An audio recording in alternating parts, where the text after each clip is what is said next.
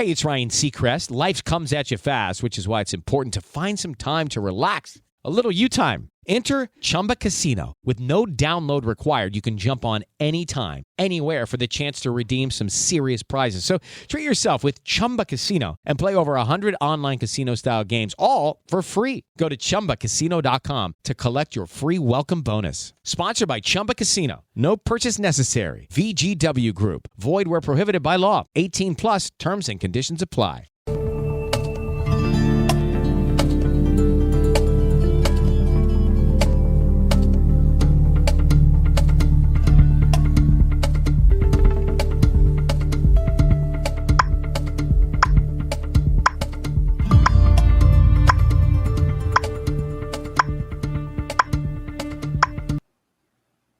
And welcome to the SHR Media news presentation.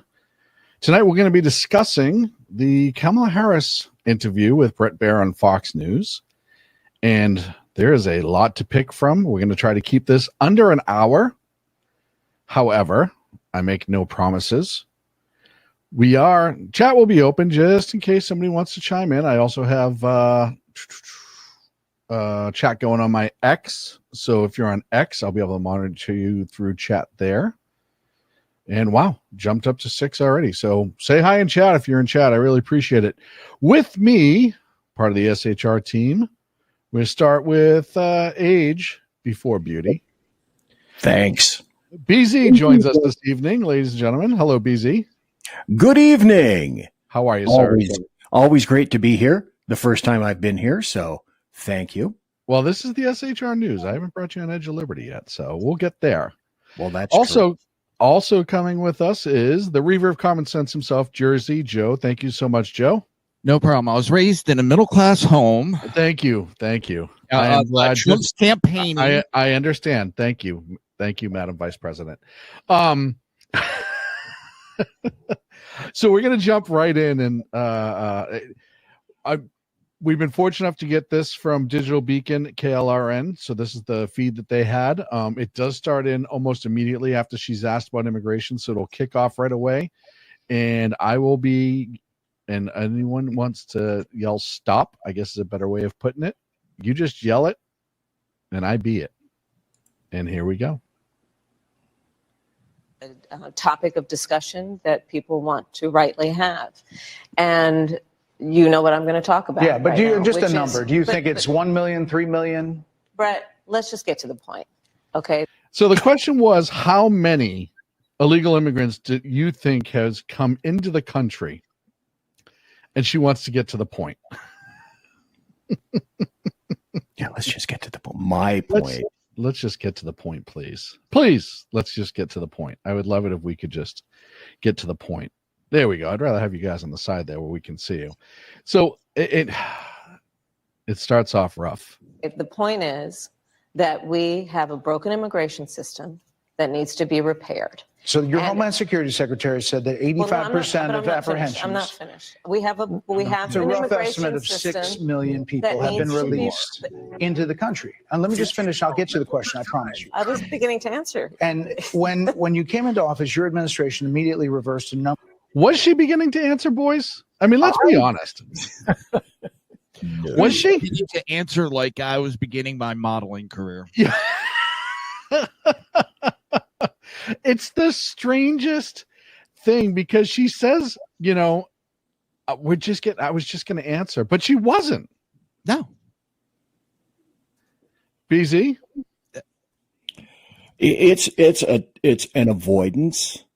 See, going here in the first place with Bret Baier, I think she thought she was going to get the standard Mark I, Model 1 Bret Baier response to Fox News declaring Joe Biden a winner, a victor, a full hour before he truly was. That's the Bret Baier I think she was expecting here. Yeah, and I think what she got is the Bret Baier who honestly is probably looking for a little bit of redemption with conservatives. Everybody hates Bret Baier, and here's why. Let me rephrase that. A lot of conservatives hate Bret Baier, and here's why. Bret Baier is, I know, I don't care what his policies are.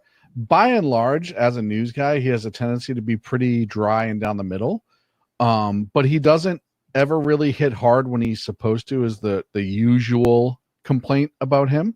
No, and he Right, doesn't wrong. rephrase questions like most. What was that? He doesn't hit rephrase questions. Like somebody will provide an answer, and then he'll let the answer go. You got to go back with another question and continue to hammer people. Yeah. I think also everybody hitting him on social media going, oh, this is going to be a softball. You're going to give the answers. Yeah. Well, I think that helped along a little bit. And admittedly, a lot of people are still mad about the Arizona call, which he doesn't make. That's the other thing, too. I'll defend Bret to this point. He's not the one making the call for the states. It's all of their little nerds behind the scenes that make the calls. He just presents it. So, I mean, I know why people don't like him. I'm just saying that, you know, if you go back and you watch some of his interviews, he's not as bad as some people say. He's just not necessarily in the bag for one side, and I think that aggravates people.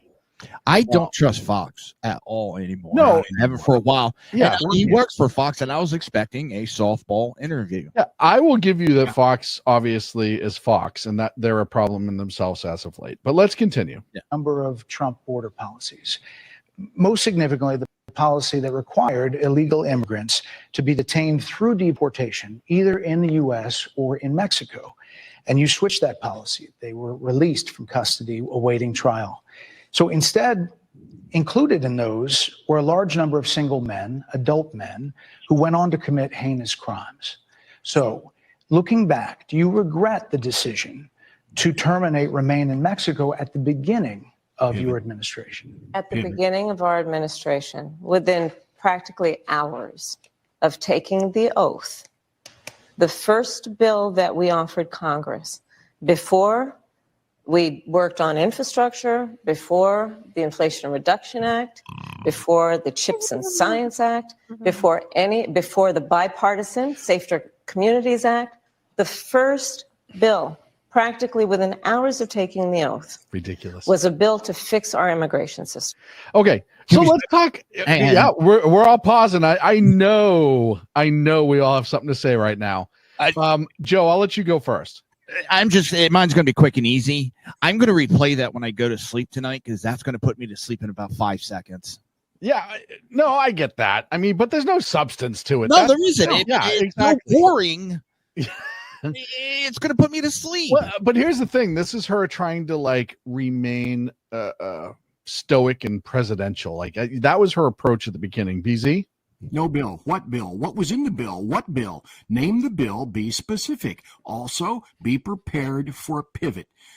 He presses just a little bit. I was really surprised and simultaneously pleased by Bret and his performance tonight. But just wait. There's more. She will get pressed on this, and she will immediately, you'll hear the word pivot. She will pivot. And here's the thing. The bill she's talking about, the one that they presented as the one that came up 2 years ago that Trump said to shoot down, yes, but conservatives are going to shoot it down anyhow. Why?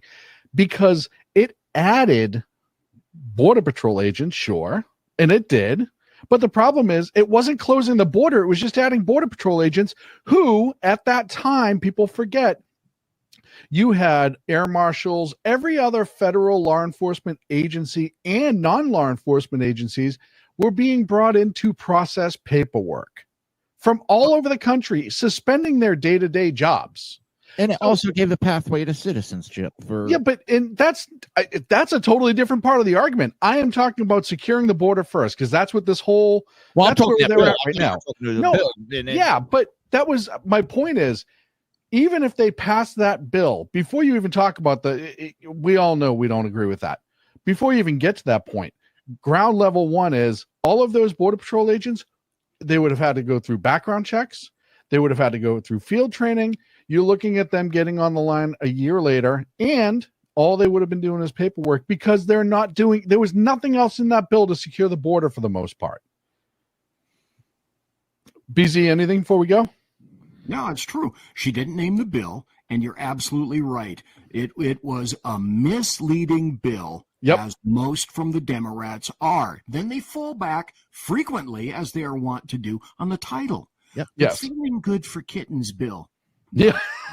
And then, Joe, you're right. Everything past that was garbage in that bill. Yeah. And just so you know, I wasn't like I wasn't saying it wasn't important, but what she was talking about specifically is, that bill was to secure the border. No, it wasn't. It had nothing to do with securing the border. It had to do with flooding more paperwork pushes, and then, like you said, the path to citizenship. And that's kind of part of where it goes for me is, you give a pathway, and what's that going to do? Invite more people to come. Oh, it certainly doesn't stop it. Yeah. But let's continue. Yes, ma'am. It was called the U.S. Citizenship Act of 2021. It was essentially a pathway to citizenship for the. Yes, ma'am. May I finish responding, please? But you have to let me finish. You had the please. White House and the House and the Senate, I'm and they in the didn't middle bring up of that bill. responding to the point you're raising, Okay. and I'd like to finish. You're saying nothing. Yes. We recognized from day one that, to the point of this being your first question, Step into the world of power, loyalty, and luck. I'm gonna make him an offer he can't refuse. With family, cannolis, and spins mean everything. Now, you wanna get mixed up in the family business. Introducing The Godfather at ChumbaCasino.com. Test your luck in the shadowy world of The Godfather slot. Someday, I will call upon you to do a service for me. Play The Godfather now at ChumbaCasino.com. Welcome to the family. No purchase necessary. VGW Group. Void where prohibited by law. 18 plus. Terms and conditions apply. If you're a facilities manager at a university, you know students rely on the cafeteria for breakfast, lunch, dinner, and the occasional late-night snack. So when a dishwasher breaks down and dirty plates pile up, the mess hall can turn messy in the blink of an eye. Enter Grainger. With over 1 million industrial-grade products and fast delivery, the product you need now is never far away. So you can turn that dishwasher back into a lean, clean washing machine. Call, click Grainger.com, or just stop by. Grainger, for the ones who get it done. it is a priority for us as a nation and for the American people. And our focus has been on fixing a problem. Stop. This was not a priority. Everybody knows that. This was a political football. And here's the thing. They set themselves up to only be the victor here because either the conservatives and Republicans jumped on board and jammed the bill through, and then you have the pathway to citizenship, or B, they get to say you didn't pass the bill forever and ever and ever. Because if it was a priority, if securing the border was a true priority, they would have passed all of this before removing the 90 executive orders that they did day one that undid everything Trump had in place that had the numbers low at the border. This would have done, that would have happened after they passed the bill. Would you rescind all of that? And if you passed an actual immigration border bill, one that actually secures the border, you would need all those executive actions would automatically undo themselves upon signature of that law because it would have all of those things in there that would be now law. Sorry. Didn't want to rant. And from day one, then, we have done a number of things, including to address our asylum system and put more resources, getting more judges, what we needed to do to tighten up penalties and increase penalties for illegal crossings, what we needed to do to deal with points of entry between border entry points. I got a stupid That's question. the work we did. Yo. I wonder how many TVs got broken tonight from people throwing stuff at it. And we worked. Because that was a straight out lie. Straight out. This whole thing was a lie. Right, but I mean, that is just glaring. It's in your face. That's the problem. BZ?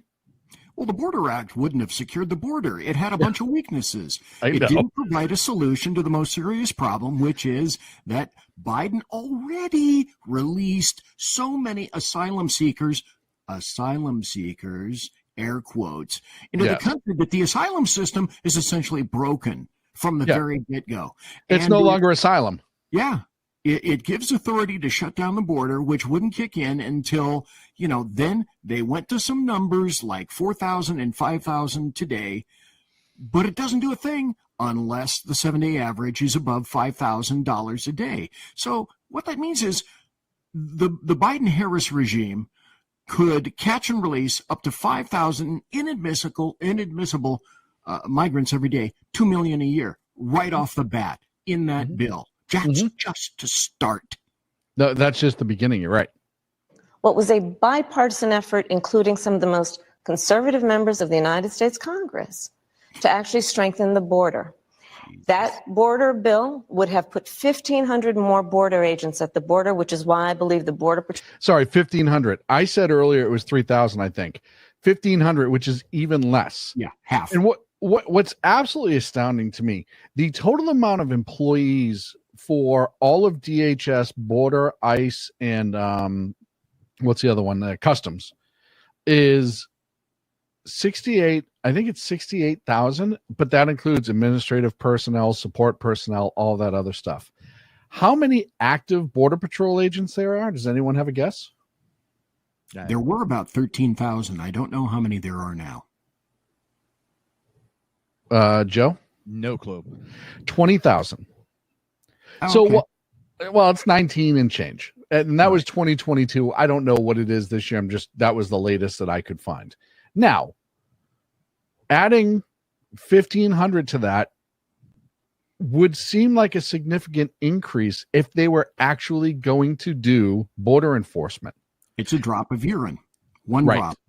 But right. So the point is, if they were going to throw 1,500 extra on, which isn't a whole lot, it's only what? What's the percentage on that? 15. I'm going to be doing math and I shouldn't be. Am I wrong? So what's 1 to 20%? It's 1%, 1.5%, because that's roughly 20,000. Essentially meaningless. Here's also what they didn't tell you about the bill. Is in that bill, it said 1,400 immigrants would have to go through ports of entry. Yes. Okay. How many immigrants are lining up at ports of entry instead of storming everywhere else? Well, besides everyone else. And a lot of them were because of the Border One app or the One Border app or whatever the hell it's called. But the other thing that they were doing is because they were pre-checked for asylum before they come in, and they know they were releasing them on the immigration probation or parole, and they weren't doing any follow-up for it. Hello, it is Ryan, and I was on a flight the other day playing one of my favorite social spin slot games on ChumbaCasino.com. I looked over at the person sitting next to me, and you know what they were doing? They were also playing Chumba Casino. Everybody's loving having fun with it. Chumba Casino is home to hundreds of casino-style games that you can play for free anytime, anywhere. So sign up now at ChumbaCasino.com to claim your free welcome bonus. That's ChumbaCasino.com and live the Chumba life. Sponsored by Chumba Casino. No purchase necessary. VGW Group. Void where prohibited by law. 18+. Terms and conditions apply. And there was no real way to validate them other than the app and a quick in and out. So even if they did come through the ports of entry, they weren't actually still being documented and enforced per se in the way that they should be. They were, as Sean said in the chat, they were border greeters and sandwich makers, and that's all that they were doing it for the ones in the port that came through the port of entry. Well, the other thing is that there are, as you well know, because you know about judges in this situation. Oh, yeah. Judges are already at the last figures I have a couple of months ago, 3.5 million actual lined up, signed on the dotted line behind. 3 million people behind. And do you know how many immigration judges there are? You can tell me. Anyone want to throw a guess out? 7? No. BZ, you're closer than you think. It is 600. We have 600 nationwide immigration judges that have to hear all of these cases for the ones that show up. Yeah, lovely. So I don't know what the math is. How many times 600 goes into 3 million? You know what? I'm going to do the math. And this may not, I just want to be able to put this out because 3 million. Okay, as you're doing that, let me read from an article that I found. Divided by 600. Isn't going to help. Oh, you got it now? Yep. Okay. 5,000 cases each. 5,000 cases each. And a little inside baseball, because I know somebody who works in the federal judicial system. That's my point. They're having a hard time getting judges for it. And a lot of it is because they know day one, you're already 4,000 cases behind, 3,000 cases just before you even start. Right. Go ahead, BZ. They figured, congressional research figured in 2023, back then, before the even greater explosion now, that it would take, if you had 1,300 judges, it'd take them 10 years to clear that backlog at that time, which is only 1.9 million. The backlog is now 55 to 75% bigger. Yep. And you know what's even more amazing? What does this do to the people who are doing it the right way? Screws them over. Yeah, hugely. Bigly. The legal immigrants. All right, we're only 3 minutes in. We're going to keep going. Agents supported the bill. It would have allowed us to stem the flow of fentanyl coming into the United States, which is a scourge affecting people of every background, every geographic location in our country, killing people. It would have allowed us to put more resources into prosecuting transnational criminal organizations, which I have done as the Attorney General, former Attorney General of a border state. If you were playing the drinking game, now would be the time. Trafficking of drugs, guns, and human beings. And Donald Trump, but let me just finish. 6 Democrats voted against that bill. Learned about that bill and told them to kill it. 6 Democrats. You notice how she didn't even flinch at that? Because he preferred to run on a problem instead of fixing a Republicans problem. voted for it? What was it, 1 or 2? But yet 6 Democrats voted against it. That's more bipartisan than that. I want to say, Joe, I want to say you're off. I want to say because Kinzinger and Cheney, I think, were still in there. So it may have been 10. I don't think She's talking like Trump owns the Republican Party. It's the weirdest thing. He does not. And I get that he is the de facto leader of the Republican Party, former president, and clearly the nominee, right?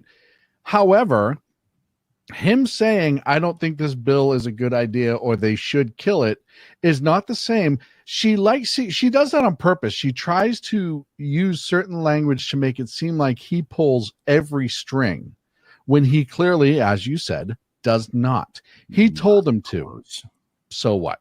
Yeah. And in this election, this is rightly a discussion that the American people want to have. And what they want are solutions. And they want a president of the United States who's not playing political games with the issue, I hear you. but actually not playing political games. Yeah. That's all this woman has done. The very definition. When she is calling and putting ads out with the mayor of Tampa during a goddamn hurricane to talk, and put it on her campaign, she is politicizing everything. Well, and she's always politicized everything. I didn't mean to jump off this kind of conversation, but this giving an example of just some of the politicizing that she does. And Democrats have been politicizing the immigration for decades. Right. Otherwise, they would have done something about it. They screwed over Reagan in the 80s. They made promises left, right, and center that they've never kept. Well, and I agree with you that it's all politicized. The border has been politicized for years because nobody wants to do the actual hard work that will take, including Republicans, that it will take to close that border, because for the first couple years, it's going to be an albatross around the neck because they're going to portray it as this evil, horrible act that the way they're treating these poor immigrants. And they're going to probably get an election or two out of it if conservatives passed one tomorrow. What are they going to campaign on after that? They fix it. Oh, 100%. Oh, yeah. It's like abortion. Yeah. It's like abortion. It's a useful football. That's all it is, a useful political football. It's focused on fixing 6 it. Democrats voted against that bill. It would have allowed 1.8 million illegal immigrants into the. And look who said no. Yeah. Bernie, Cory Booker, Markey. Those are 3 heavily progressive. I'm not as familiar with Representative Butler, but Padilla is progressive as hell. Oh, yeah. Yep. And I think Sinema voted against it. They say she's a Democrat. She's an independent. I think she voted against it because the border bill is a hot issue down there, obviously in Arizona. Country a year. A lot of conservatives had a problem with it. These are the 6 Democrats. But more importantly, back to the original premise, Jocelyn Nungari, Rachel Morin, Laken Riley, they are young women who were brutally assaulted and killed by some of the men who were released at the beginning of the administration, well before a negotiated bipartisan bill. Former President Clinton actually referred to Laken Riley Sunday campaigning for you in Georgia, saying if those men had been properly vetted, Laken Riley probably Look at the look would on her not have been. face. Hold on a second. I don't know if I can clean that up. There it is. Look at that look. As soon as he said, yeah, look at everything about her body language right there. Her shoulders are down, right? And she's, but look at the look on her face. He's literally saying the names of the women that she does not want to hear in this conversation. I wonder if she would have answered a couple of those questions before that, if this question would have came out, because it seems like he wasn't getting answers, so followed up with this to kind of. I get what you're saying. I don't know. The way he's done this whole interview, I think it would have, to be honest. I really think that it would have come out just the same. Vetted, Laken Riley probably would not have been killed. So if it wouldn't have happened, this is well before any negotiation. No smart ass. This is well before Donald Trump got involved in the politics. This is a specific policy decision by your administration to release these men into the country. So what I'm saying to you, do you owe Bret, those families an apology? Let me just say, first of all, those are tragic cases. There's no question about that. Do I smell? There's no question about that. And I can't imagine the pain that the families of those victims have experienced. But for a loss that should not have occurred. If your administration did its job. That is true. It is also true left face that if a border security had actually been passed 9 months ago, it would be 9 months that we would have had more border agents. No. And lie. First of all, the federal, what's FLETC now? 6 months? I think FLETC in itself is 6 months. How long does it take to do a law enforcement background on a federal level? Almost a year. Almost a year, sometimes longer. Yep. So you would not have, you don't get a year and 6 months out of 9 months. So they wouldn't even be on the ground, and they wouldn't even be doing their field training yet. But as I said before, they would just be ushered in to do paperwork. The border, more support for the folks who are working around the clock, trying to hold it all together. Madam Vice President. To ensure that no future harm would occur. And this election in 20 days will determine whether we have a president of the United States who actually cares more about fixing a problem, even if it is not to their political advantage in an election, because there was a solution, Bret. Madam Vice President, it was a policy. Yo. All right. This Congress didn't act. Mm-hmm. We always hear other Democrats, if the Congress doesn't act, we'll do executive orders. Right. We all know executive orders would have worked. So what she's telling me is that she's and Biden are such failures that they couldn't. Well, they had executive orders. Huh? They had executive orders. They did 90 of them. Yeah. And it also would have been very easy to correct the situation by writing a. They knew there was an issue and they ignored it. Yep. Oh, yeah. No, I mean, if they did what they did with the insulin deal where they killed one Trump order, and then immediately 3 months later brought them all back and called it a Biden order, it would have been better off for them. I know they've done a lot of that stuff in the last few months because they saw how poorly the border was polling with Americans. What's it? 75% of Americans said the border needed to be shut. They know it was terrible. That's why suddenly, what was it?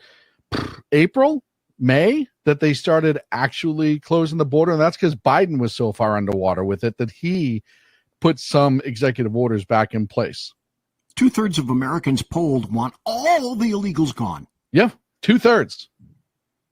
Decision in the early part of your administration. I will let one of the mothers talk about it. Take a listen. Because of the Biden-Harris administration open border policies catch and release, they were enrolled in the Alternatives to Detention program. This meant that they were released into the United States. It was not even a full 3 weeks later that they would take my daughter, Jocelyn Nungare's life. I believe the Biden-Harris administration open border policies are responsible for the death of my daughter. That's the early days. So do you owe them an apology is what I'm saying. I will tell you that I am so sorry for her loss. I'm so sorry for her loss. But no apology. Sincerely. But let's talk about what is happening right now with an individual who does not. Uh-oh. Something died. Mine says waiting for the host to rejoin. He might have got bumped. So, well, let me point out one thing. All right, go ahead.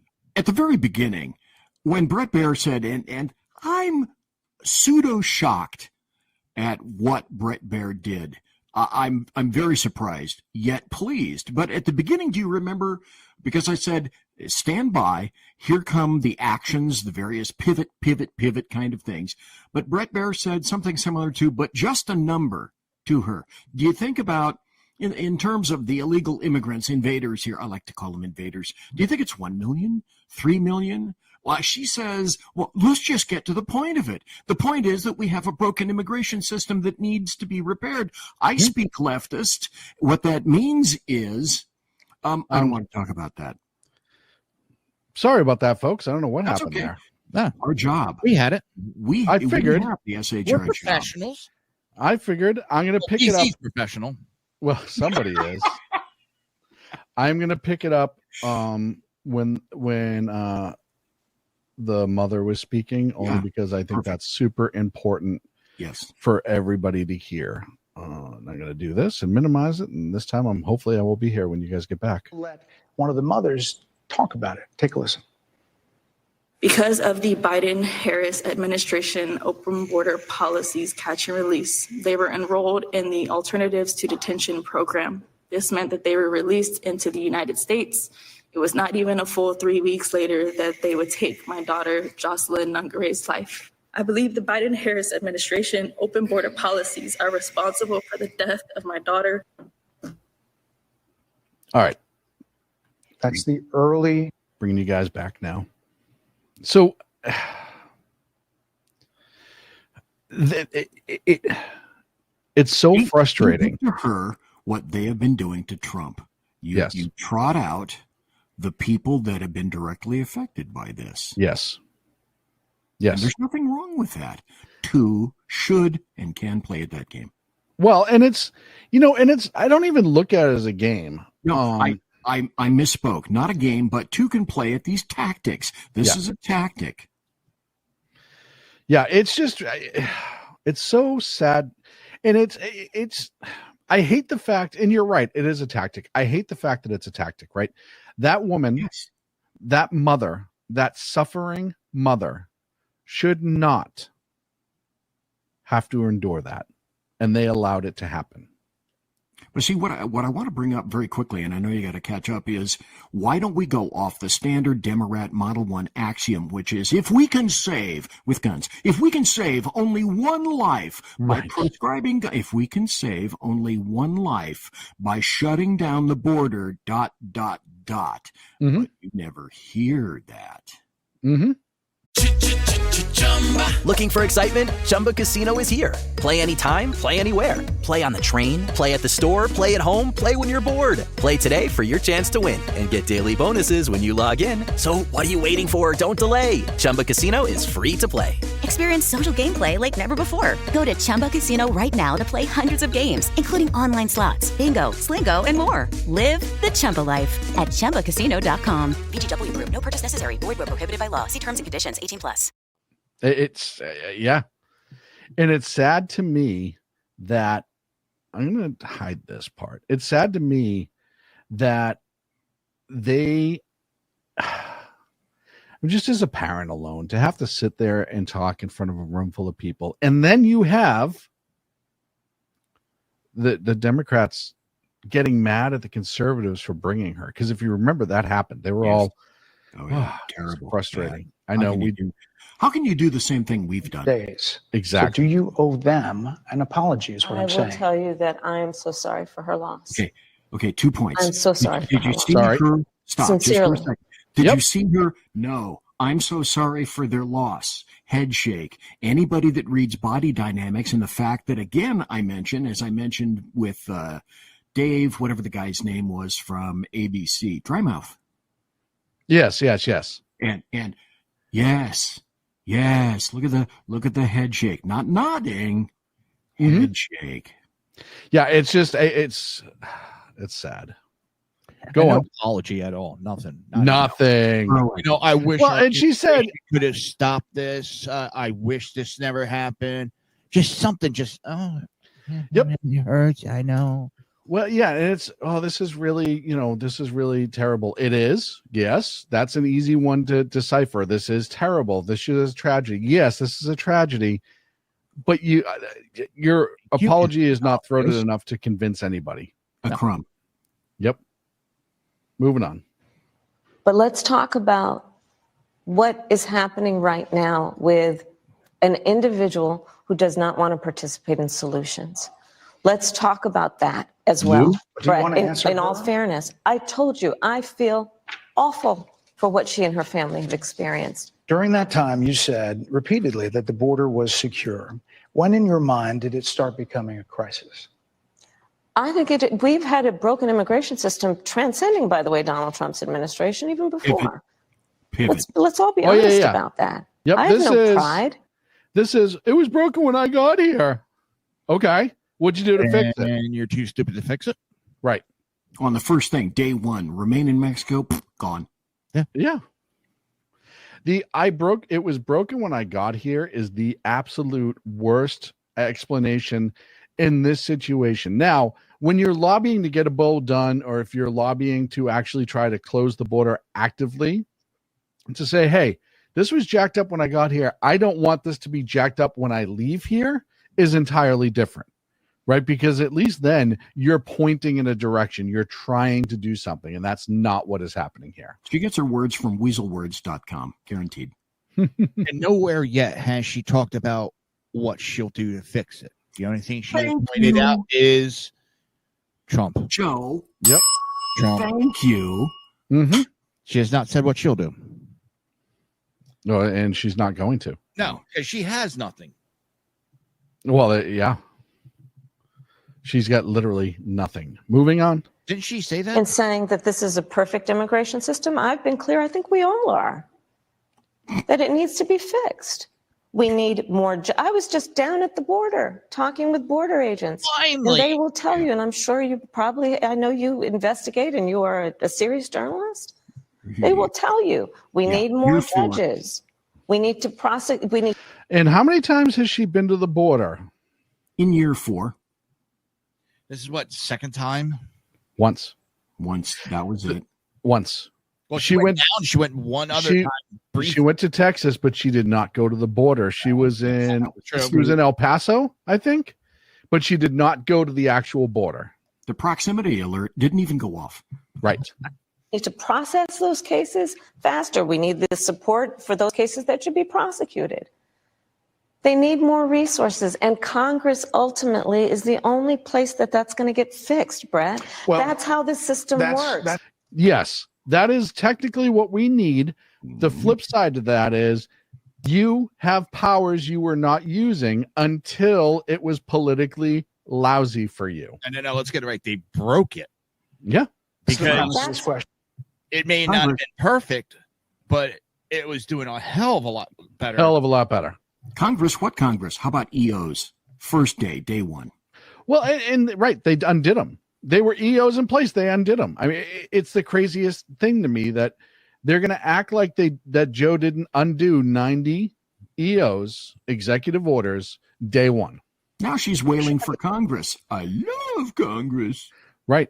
I say it all the time. You're right. Congress does need to friggin' fix this. I agree. That does not mean that there weren't other things going on that they could have done. Bingo. Should have done. There were 90 plus executive orders that were rescinded in the first days. Many of those were Trump border policies. I'm not going to stay here because there's other things to talk about, but you frequently talk to the Border Patrol Union for support of that bipartisan bill, and they did. They supported it. But they also just endorsed Donald Trump and said, you've been, quote, a failure with border security. Mm-hmm. Why do you think they said that? I think they're frustrated, and I get it. They want support. They want support, and that's what that border security bill would have done. No, it wouldn't have. Hang on. So the border bill would have supported the border control or border, you know what I mean? But yet they backed the man that killed the bill. That doesn't make sense. Well, I mean, going by her logic. By her logic. No, I agree. And the only reason they look, any other, I don't care what agency it is, when you say, hey, we're going to actually give you bodies this year instead of take some away, of course they're going to support that. And I know people don't want to hear that per se because it's like whatever right now, but it's true. Any agency you say, hey, we're going to up your numbers, that agency is going to be like, yeah, okay. At this point, when you are literally drowning, if you will, in illegal immigrants at the southern border, you will welcome whatever help you can get. And they were throwing a cookie at them and saying, oh, look how great this is for you now. These guys down at the border, these men and women, they're working hard. They're working around the clock. I get it. There's a lot of people that look back at what you said in 2019 when you first ran for president. And there have been changes, and you've talked about some of them. When it comes to immigration, you supported allowing immigrants in the country illegally to apply for driver's license, to qualify for free tuition at universities, to be enrolled in free health care. Do you still support those things? Listen, that was 5 years ago, and I'm very clear that I will follow the law. I have made that statement over and over again, and as Vice President of the United States, that's exactly what I've done, not to mention before. Go ahead, BZ. I know you're waiting on this one. Let me go back a little bit. There's a law, Trump versus Hawaii. So under the current law, if they feel so motivated, the president has all the authority that he needs to shut down the border. It came from that court case to suspend the covered aliens in the United States. And EO from day one, that didn't occur, means that everything from that point on was intentional because the power exists within the presidency. It was purposely, intentionally avoided. Yep. Joe? I was going to say something. I totally blanked on it. Go ahead. Okay. If that's the case, you chose a running mate, Tim Walz, governor of Minnesota, who signed those very things into state law. So do you support that? Oh, that's what it was. We are very clear, and I am very clear. Yes. You notice she never denied still supporting those ideas. She's saying, I'll follow the law. Yes. Which well, we get to that. Wish to have changed to her ideology. Don't jump ahead. We got to wait for this. As is Tim Walz, that we must support and enforce federal law, and that is exactly what we will do. So decriminalizing border crossings, like you said in 2019. I do not believe in decriminalizing border crossings, and I've not done that as vice president. I will not do that as president. So these are evolutions that you've had. But let's be very clear. I'm the only person who's running for president who has prosecuted. Pivot. I don't give a shit what you prosecute. Yeah, it doesn't make any difference. That has nothing. And by the way, if you ever look at her prosecutorial, so she says that, I prosecuted this cartel and that cartel. She didn't prosecute him. She was the AG while other people prosecuted them. Yeah. But I've heard her record. In that she voted present. Yeah, exactly. Her name was on the record. It's almost like Letitia James in New York saying she got Trump. She didn't get Trump. Yeah. Joe? I was just saying, from what I've heard, her record is garbage. Yeah, she's lost more than anything. We know how she got the position. Mm-hmm. In San Francisco, she prosecuted 3,000 plus black males, only black males, for dope, period, end of statement. Not even real dope, marijuana. Yeah. Which she's now advocating to legalize. And she's also lost 1,400 cases that didn't even make it to prosecution because they were prepped so bad. And she got a bad employee review, but that's neither here nor there. Let's go. Yeah, come on. Transnational criminal organizations, from the Sinaloa cartel to the Guadalajara cartel, to Motel. people who have trafficked in guns, drugs, and human beings. I have spent a significant part of my career going after people who present a threat to the safety of the American people and cross our border with the intent of doing us harm. and cross our border illegally, and I will do that work as vice president. Okay, so let's just argue just for a minute. Let's just say she did all of those things that she just magically made up that she never did. How to have fun anytime, anywhere. Step 1. Go to ChumbaCasino.com. ChumbaCasino.com. Got it. Step 2. Collect your welcome bonus. Come to Papa welcome bonus. Step 3. Play hundreds of casino-style games for free. That's a lot of games. All for free? Step 4. Unleash your excitement. Chumba Casino has been delivering thrills for over a decade. So claim your free welcome bonus now and live the Chumba life. Visit ChumbaCasino.com. VGW Group. No purchase necessary. Void where prohibited by law. See terms and conditions. 18+. What does that have to do with closing the border? That has nothing to do with closing the border. That has something to do with after you close the border and people sneak in. That is not still closing the border. Sorry. It's okay. Take that work quite seriously. This is a time when voters, especially here in Pennsylvania, are inundated with commercials and ads. They just want it to stop because it's every commercial. But many of them add noise, but a few of them seem to break through. This particular one from the Trump campaign has gotten a lot of attention. Kamala supports taxpayer-funded sex changes for prisoners. Surgery. For prisoners. For prisoners. Every transgender inmate in the prison system would have access. Who wants to go first? BZ. I know this is going to be a long one for you, so I'm going to do this. Not necessarily so. I watched this originally on his show, and I picked up some things from this. As we review this and you play the video, I'm beginning to make a more active appreciation for Bret Baier. Now, we spoke earlier about how it is that he came here, but here he is today. To Bret Baier, I'm a little surprised. I'm a little shocked. I don't even know if I can say this. I'm a little proud.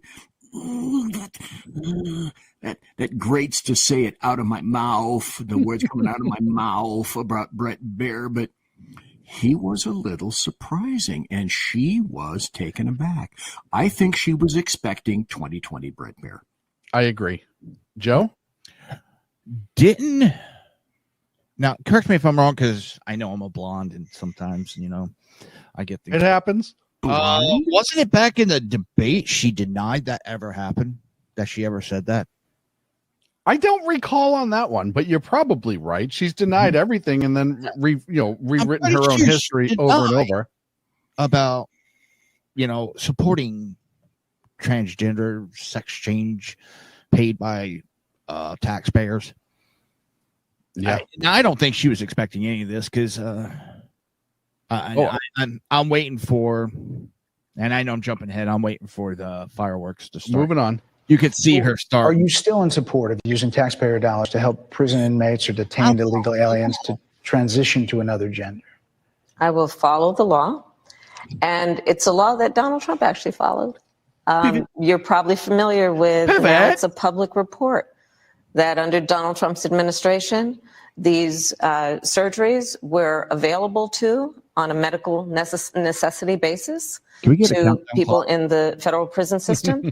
And I think, frankly, that ad from the Trump campaign I think it's counting down for us. You broke is it, a little Joe. bit of like throwing stones when you're living in a glass house. The Trump aides say that he never advocated for that prison policy and no gender transition surgeries you know what? You got to happened take during responsible for what his happened in your presidency. administration. Yeah, no surgeries happened in his presidency. It's in So black and white. would you still advocate for using taxpayer dollars? Necessity basis Can we get to people. What? Her? What'd you do? Like I said, I think it's real. He spent $20 million on those ads, trying to create a sense of fear in the voters because he actually has no plan. Fear? What fear? If you had 2 minutes, I'd play the video that I played last night from Kamala Harris, which takes all of the things she's saying now and slams them upside her head. Yep. What fear? Yeah, the fear.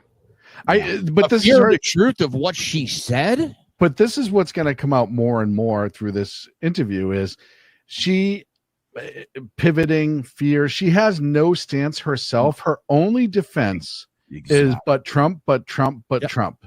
Instead of joy, that should be her campaign slogan. In this election that is about focusing on the needs of the American people. Whereas at $20 million on that ad, on an issue that, as it relates to the biggest issues that affect the American people, it's really quite remote. And again, his policy was no different. Look at where we are, though. They say on plans for the American people, I'm offering a plan to deal with affordable housing. I'm offering a plan to deal with what we need to do to strengthen small businesses, which are the backbone of America's economy. I am offering a plan that is about taking care of young parents and giving them the support they need. My plan to do with trannies, nothing to do with trannies. He allowed.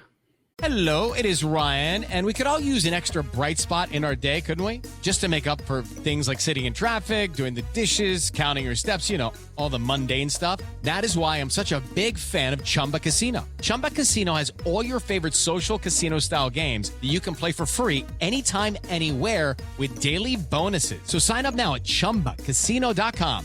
That's ChumbaCasino.com. Sponsored by Chumba Casino. No purchase necessary. VGW Group. Void where prohibited by law. 18 plus. Terms and conditions apply. He allowed her, and he allowed her to say, it was okay, I know you have to say everything that you've memorized and get it out for the interview. This is your moment to get a couple of those things out, which a good interviewer does, right? You don't want your subject to shut down totally. So you have to give him a little bit sometimes. I will give him credit for that. I mean, Bret, I know you don't like his way usually, but Bret knows how to interview people. He knows how to talk to them. Plans for the economy will strengthen the economy, as have been reviewed by 16 Nobel laureates, Goldman Sachs, Moody's, and recently the Wall Street Journal, which have all studied our plans and have indicated my plans for our economy would strengthen our economy. Goldman Sachs. You mean nothing to do with trannies? Nothing to do with trannies. Okay. We're past that now. We're into the economy. The simple fact of the matter is, of course, Goldman Sachs is going to support something that makes them more money. That doesn't necessarily, they're going to say, this is going to make us more money. Okay. This has nothing to do with what it's going to do for taxpayers.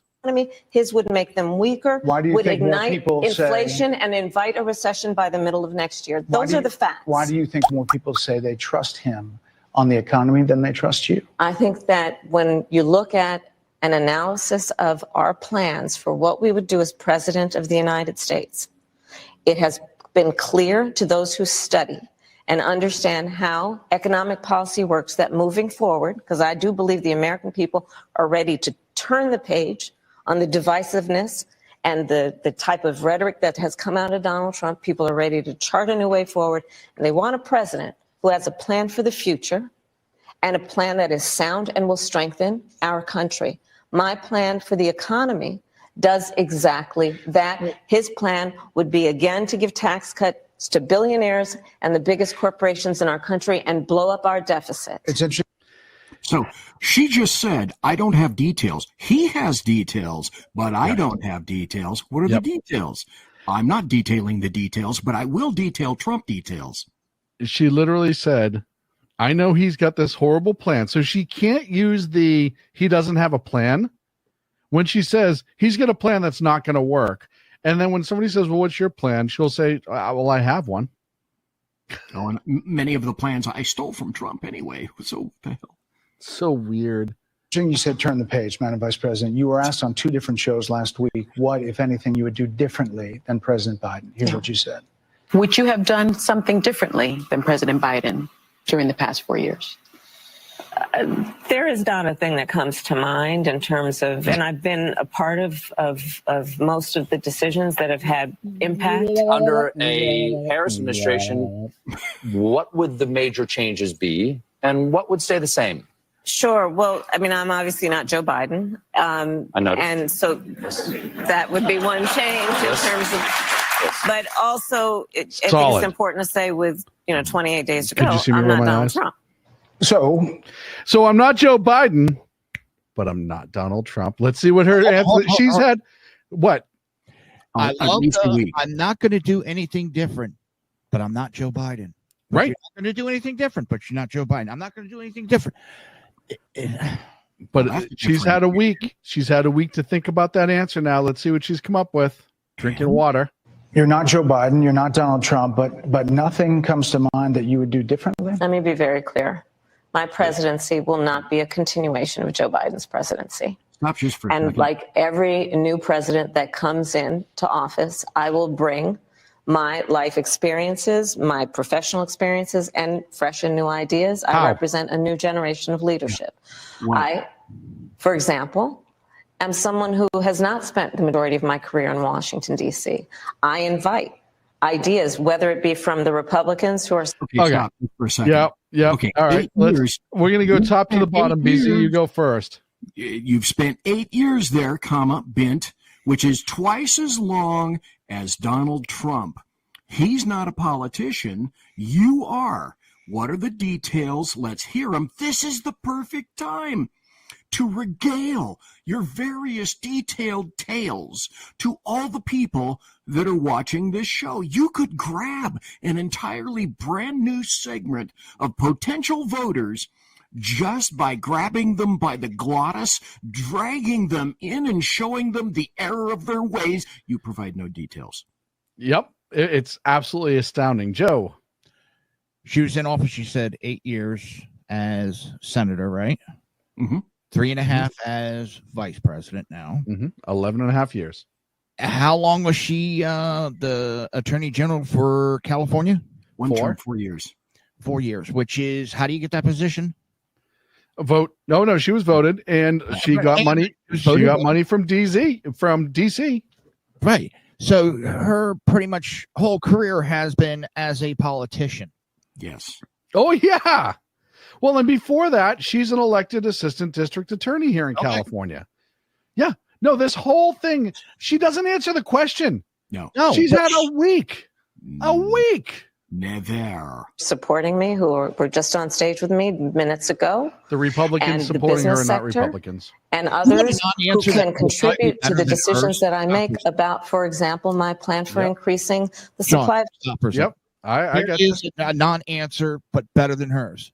I don't have all the answers, but what I will do is surround myself with the best people that are going to have the answers to turn this country around. Or you say, I already know some of the people that I'm looking at, and here's why. X, Y, Z, A, B, C. Here's the goals that I want to meet. Here are the things that we've already talked about. And I don't have every finite detail, but what I can tell you is I'm doing everything I can to have the finite details. It's the Einstein as the answer. assistant chief, it was not my place to have every answer. It was my place to make sure I had the right people around me to get me the answers. Bingo. That's Like her I say, job. The Einstein answer, when asked, what's your phone number? Well, I don't know what my phone number is, but I know where to go to get it. Yep. It's just, it was she had a week to come up with that, and she still blew it. my life experiences, my professional experiences, and fresh and new ideas. I represent a new generation of leadership. She's 60 years old, ladies and gentlemen. Yeah. Yeah. And she's 60 years old, and she's been entrenched in politics for what, 25 of them, because she started running out of college. No, longer. Yeah. She was ADA she got out of the assistant district attorney in Alameda out of law school. Then she ran. Appointed her to any number of boards. Well, hold on. I'm just going through her whole career. Then she ran for ADA because Willie Brown was the mayor in San Francisco, which for people who don't realize, the county of San Francisco and the city of San Francisco is the same exact thing. Yep. There's no difference. The only reason they have a county is nobody knows why. Is because they have to. No, I know, but San Francisco City could have their own jail. There's no reason for it other than the fact that somebody didn't want to give up power. So when she got elected she was then elected as ADA, and then she became district attorney of San Francisco.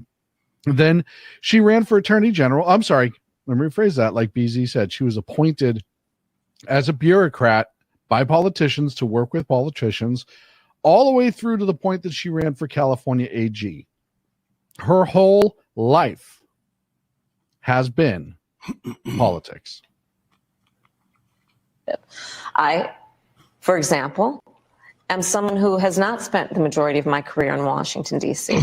I invite ideas, whether it be from the Republicans who are supporting me, who were just on stage with me minutes ago, I backed up and just the so we business could. sector, and others who can contribute to the decisions that I make about, for example, my plan for increasing the supply of housing in America and bringing down the cost of housing, addressing the issue of small businesses, which is about working with the private sector to bring more capital and access to capital to our small business leaders, including my plan for a $25,000 down payment assistance for first-time home buyers and for small businesses, extending the tax deduction from $5,000 to $50,000. We've heard a lot about those plans. That was regurgitated, memorized hockey. Yeah. Recent days, your campaign slogan is a new way forward, and it's time to turn the page. You've been vice president for 3.5 years. So what are you turning the page from?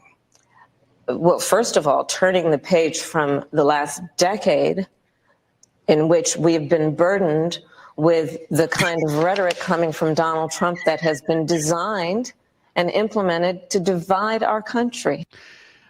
How did he become? The question was her specifically. What are you doing to turn the page? What are you going to do differently? Pivot to Donald Trump. And have Americans literally point fingers at each other. Rhetoric and the finger pointing in this country started under Obama. That is 100% documented. Everybody knows. Approach to leadership that suggests that the strength of a leader is based on who you beat down instead of what we all know. The strength of leadership is based on who you lift up. The strength of an American president, which is one who understands that the vast majority of us have more in common than what separates us. Madam Vice President, people that is about turning a page on rhetoric that people are frankly exhausted of, Brett. More than 70% of people exhausted. tell the country is on the wrong track. They say the country is on the wrong track.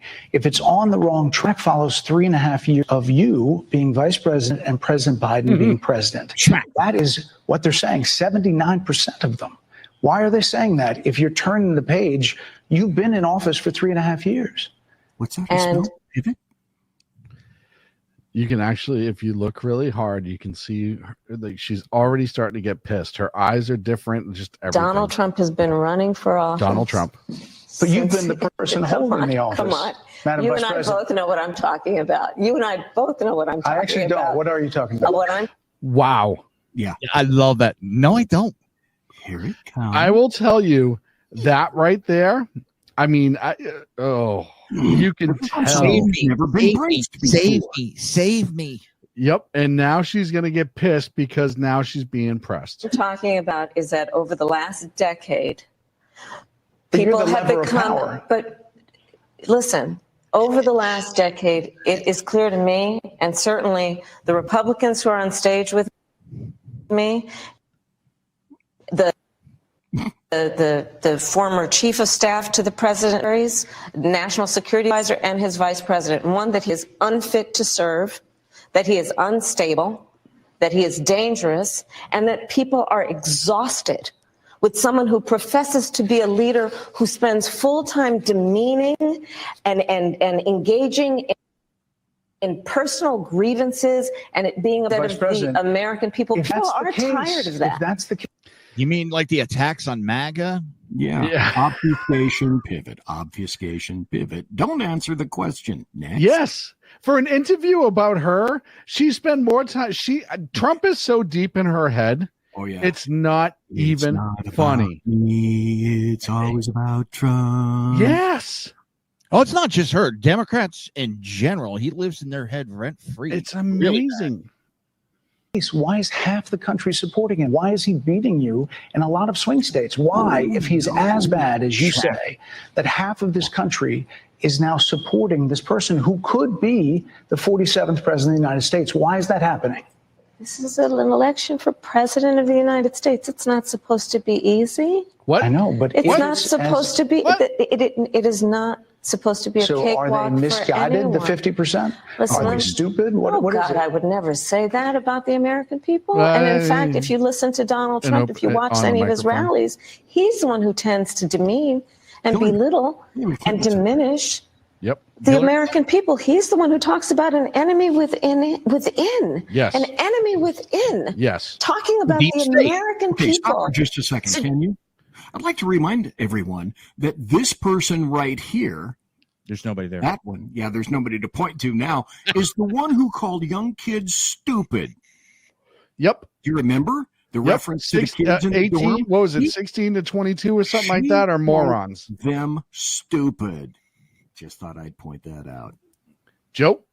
Wasn't it Biden that called MAGA a danger, a threat to the United States? Still does. Threat Yeah. every day. Democrats do it all the time. Oh, who the hell am I thinking? But here's Extreme Jeffries is always out there. MAG is a threat. MAG is a threat. MAG is a threat, he says.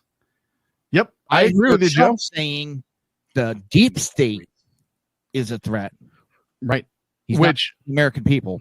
Which, I mean, to say that there are not powers that be that worked against the interest of the American people is, and she's going to bring up the whole Trump and the military thing this weekend, but was he kind of throwing that out there? Yeah. I mean, we can talk about posse comitatus or whatever, but I think his point was, and he'll clarify it someday, is I'm just going to throw everything I have at the people who are trying to undercut this country from the inside out. And there are.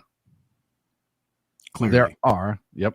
Hello, it is Ryan, and we could all use an extra bright spot in our day, couldn't we? Just to make up for things like sitting in traffic, doing the dishes, counting your steps, you know, all the mundane stuff. That is why I'm such a big fan of Chumba Casino. Chumba Casino has all your favorite social casino-style games that you can play for free anytime, anywhere with daily bonuses. So sign up now at ChumbaCasino.com. That's ChumbaCasino.com. Sponsored by Chumba Casino. No purchase necessary. VGW Group. Void where prohibited by law. 18 plus. Terms and conditions apply. Yep. But how many times have they taken a statement of his and twisted it and misrepresented? Oh, yeah. No, I agree. Suggesting he would turn the American military on the American people. We asked that question to the former president today. Harris Faulkner had a town hall, and this is how he responded. I heard about that. They were saying I was like threatening. I'm not threatening anybody. They're the ones doing the threatening. They do phony investigations.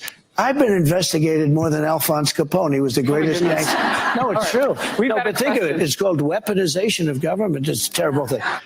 And it happens so much that there is a committee for it now. Bret, I'm sorry, and with all due respect, that clip was not what he has been saying about the enemy within that he has repeated when he's speaking about the American people. That's not what you just showed. Well, he was asked about that No, specific... that's not what you just showed. In all No, fairness and I'm respect to that you. was the question that we asked him. You didn't show that, and here's the bottom line. He has repeated it many times, and you and I both know that. And you and I both know that he has talked about turning the American military on the American people. He has talked about going after people who are engaged in peaceful protest. He's not. He has talked about... When did he say going after people who are in peaceful protest? When? Never. He's never said that. They're the ones. How many protests were going on during his all the time administration, and how many times did he send the military in? Yep. And look at, he offered National Guard, which, you know, the governor has that authority to do so, but he offered extra federal protection in Portland, in Seattle. He offered federal officers to assist. He also offered for Minnesota, I believe. About locking people up because they disagree with him. This is a That's democracy. not what they're saying. And it's not a democracy. No, that's exactly what President of the United States in the United States of America should be willing to be able to handle criticism without saying he'd lock people up. It's not criticism. See, first of all, it's not a democracy. It's a constitutional republic. We all know that before everyone jumps on that train. I agree with you. I hate that they say it, but here we are. Second of all, he's not doing it to people who disagree with him. He wants people who have broken the law to be held accountable. That is a humongous difference. But remember, he's getting prosecuted because he didn't agree. Eric Adams is getting investigated and prosecuted because he didn't agree with the administration. Don't say it isn't happening, because it is. And I'm not saying that Eric Adams didn't do something wrong, but it never would have been investigated if he didn't jump down their throat about immigration. Yep. Just remember, when Democrats are accusing somebody of something, look in the backyard, because that's exactly what they're doing. Yep. Exponentially. Yep. For doing it. And this is what is at stake, which is why you have someone like the former chairman of the Joint Chiefs of Staff saying what Mark Milley has said about Donald Trump being a threat to the United States of America. He's quoted in the Bob Woodward book that way, yes. Mark Milley reports are, and I haven't confirmed this individually, but a lot of reports out there are saying that he is worried that he is going to be court-martialed and prosecuted if Trump gets back into office, which begs the question, for what? Nobody seems to answer that question. For treason. For notifying, potentially for stating he would notify our enemies if he personally didn't agree with a presidential decision. That's not his decision or his place to make. Well, and if you remember, he was the one, as we've seen in the DOD files that were released, he is the one who ignored Trump when he said that January 6th was going to have a lot of people there, and they all downplayed it. I wonder why. Let me ask you this, Madam Vice President. You call Donald Trump. You call Donald Trump. He's misguided. You say now he's unstable. He is unstable, Brett. He's not well. You say he's mentally not stable. He's not stable. Let me ask you this. You told many interviewers that Joe Biden was on his game, that ran around circles on his staff. When did you first notice that President Biden's mental faculties appeared diminished? Joe Biden, I have watched from the Oval Office to the Situation Room.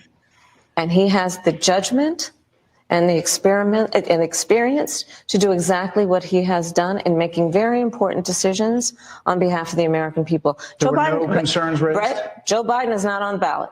I understand. And Donald Trump but is. You talked about it. And Donald Trump After George Clooney said within a few minutes of talking to President Biden at a fundraiser that he thought this was not the same Joe Biden that we saw on the debate stage.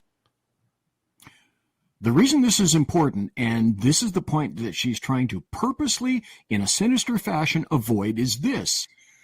When did you know that Joe Biden was a vegetable, and why didn't you say anything about that? Well, it's not about Joe Biden. Yes, it is. It's about Joe Biden because it's all about you. When did you decide that you were going to continue deceiving the American public, and that reflects poorly on you because you were in the tank for him, and until it got to the point where it was so damn obvious that even the American media maggots couldn't avoid the fact that Joe Biden was truly a vegetable in that debate. Only up until that point did you have any voice in terms of, well, I don't know. Up until that point. So when did you know that he was a vegetable? Because this reflects directly on you, Cammie Cackler. Yep.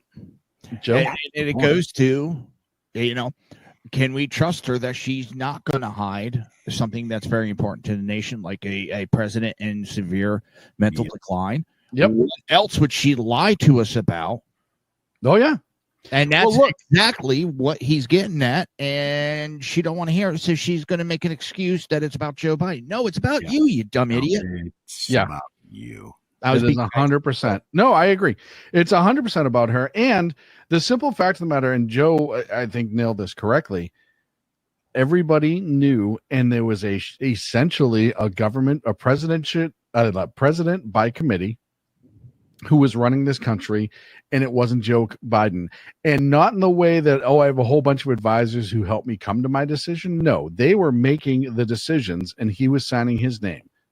Trump is on the ballot. I understand. You met with him at least once a week for 3.5 years. You didn't have any concerns? Pissed.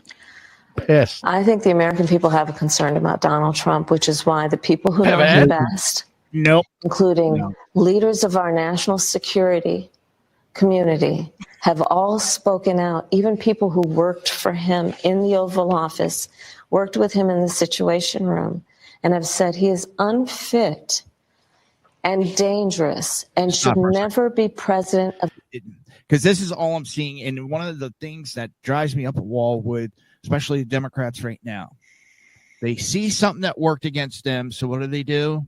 The American people are so stupid, they won't notice that we're copying him. Oh, yeah. So Joe Biden went down the shitter mentally, and now they're trying to point the finger at Trump. Yep. Everything they're doing is, Republicans got us on this, so let's copy it. Who took the cognitive test? Who refused? Mm-hmm. Well, and more importantly, this is the part they can't point. They say he's unfit for office, yet he was in office for 4 years.